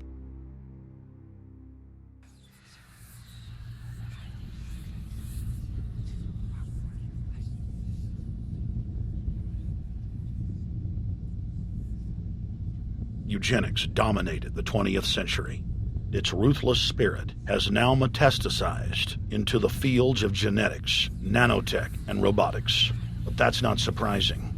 From their inception, all three disciplines have been dominated by eugenicists. The billionaire founder of Sun Microsystems, Bill Joy, courageously went public in 2000 to warn of a cancerous consensus among the technocratic elite that at best humanity would be completely enslaved by the year 2030, and at worst, mass extermination of everyone but the elite would take place. A who's who of the techno-elite are members of what is known as the transhumanist or post-humanist movement. Many of its adherents see only the beneficial aspects of technology's exponential rise, like bringing sight to the blind, sound to the deaf, and longer life for all. But what many of them don't know is that master eugenicist Julian Huxley founded transhumanism, and that society's controllers openly admit that the new system is designed to progress into absolute tyranny.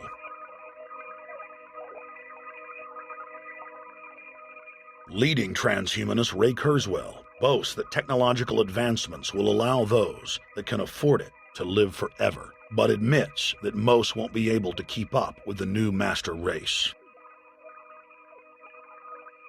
The drive for world government is now all about who will control and have access to radical life extension systems. Biological evolution is too slow for the human species. Over the next few decades, it's going to be left in the dust. Transhumanists believe that they will attain the fountain of youth by merging with technology. Now, it may be within their reach. Decades ago, transhumanists said that if you did not accept augmentation or enhancements, you would no longer be able to get jobs. And now it's happening today. The elite who occupy the commanding heights of digital reality are suicidal nihilists. Suicidal nihilists know that there is no longer any substantive purpose to their willing, but they would always prefer to go on willing than not to act at all. They can very happily ally themselves with the notion of nuclear holocaust or perfect exterminism. Technology has become so powerful in its capacity for destruction that free humanity cannot afford to let psychopathic technocrats with delusions of grandeur repeat the mistakes of their forebears, because it is highly probable that this time they may destroy everything, including themselves in their mad rush for godhood.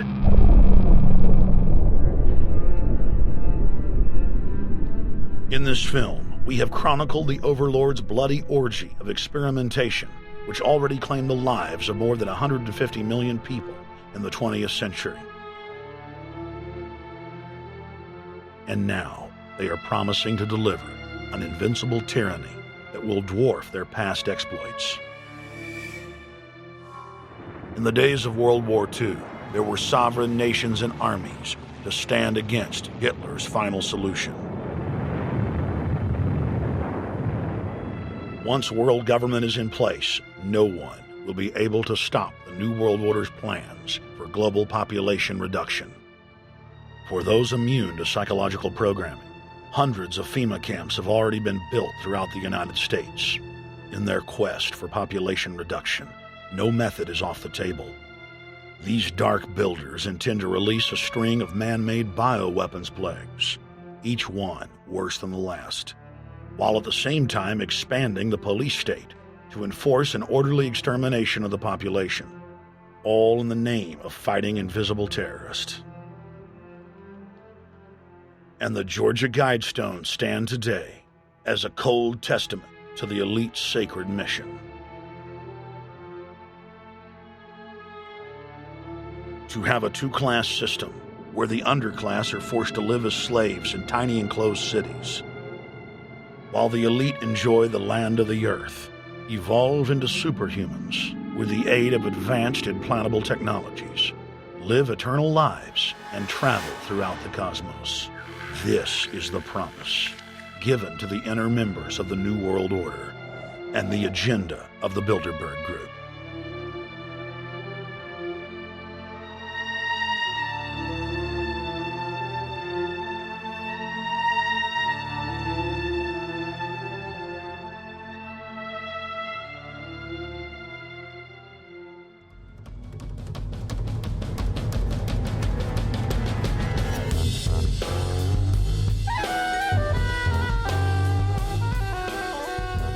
In 2007, Jim Tucker continued his 30-year quest to expose the globalist by traveling to Istanbul, Turkey, the site of Bilderberg, 2007.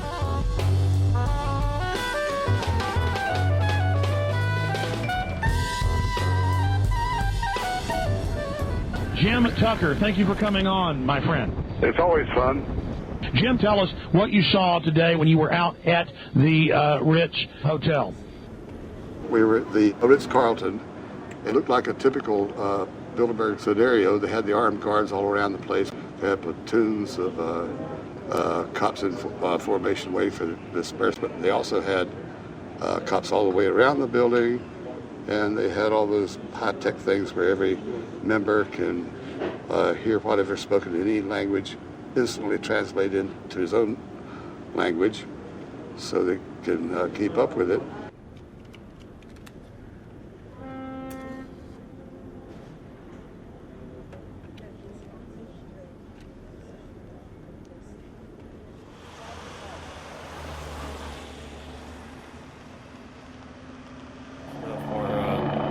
Like that, I'm doing the same thing for American Free Press.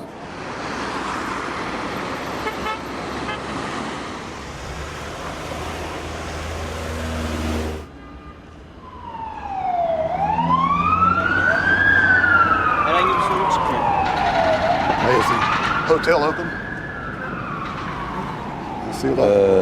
Çünkü İngilizce bilen var mı? Ben bilmediğim için. Let's just ask him directly.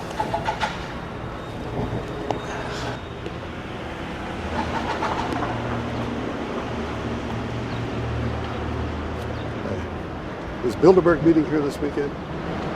You can look this way. We had my two personal cops following me today. I was not aware of it because my nose is always sticking to the camera and my jaws are always flapping. But the TV crew said those guys are going to follow you. And their car followed us out to the hotel. Then they identified the two cops in plain clothes, not business suits, but sport shirts and so forth. Yeah. That's the car that's been on our ass? Yeah. I want to photograph him? Yeah. You are, aren't you? Well, they're very likely Bilderberg boys.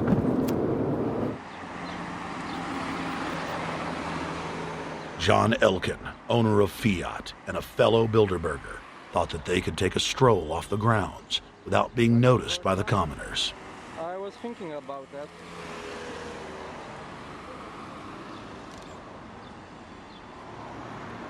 This Bilderberg attendee sneered at our camera.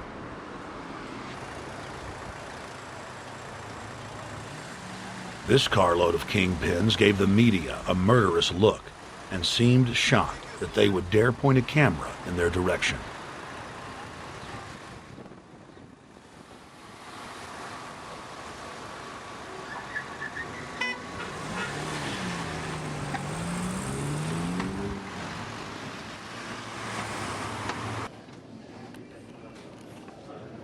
In 2007, the Bilderberg Group received the heaviest global coverage in its history.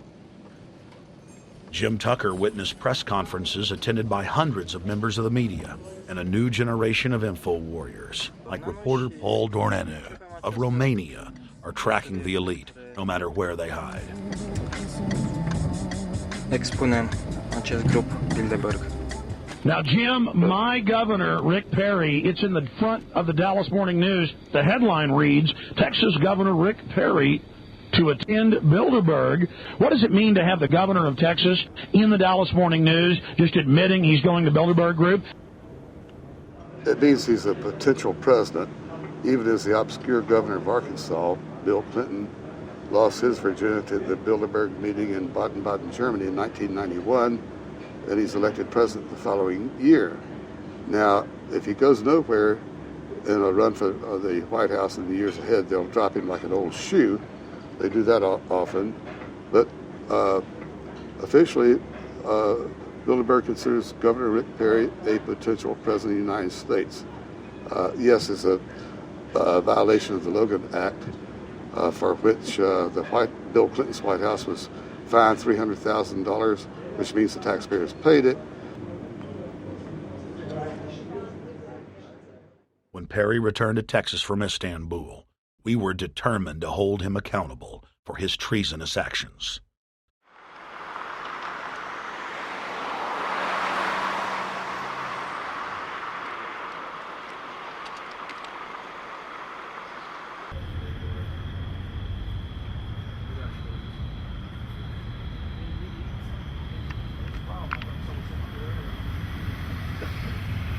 We don't want our roads, our water, our power plants, our entire infrastructure turned over to the New World Order. And we tell you now the people are rising up and learning what you're doing, and they're angry. And they're tired of it. Stop enslaving us. Stop setting up tyranny. Stop going along with the New World Order plan. If you've got any soul left, Rick Perry. The First Amendment still exists, Perry, and we're back here again tonight telling you we're not going to put up with it. Long live the Republic!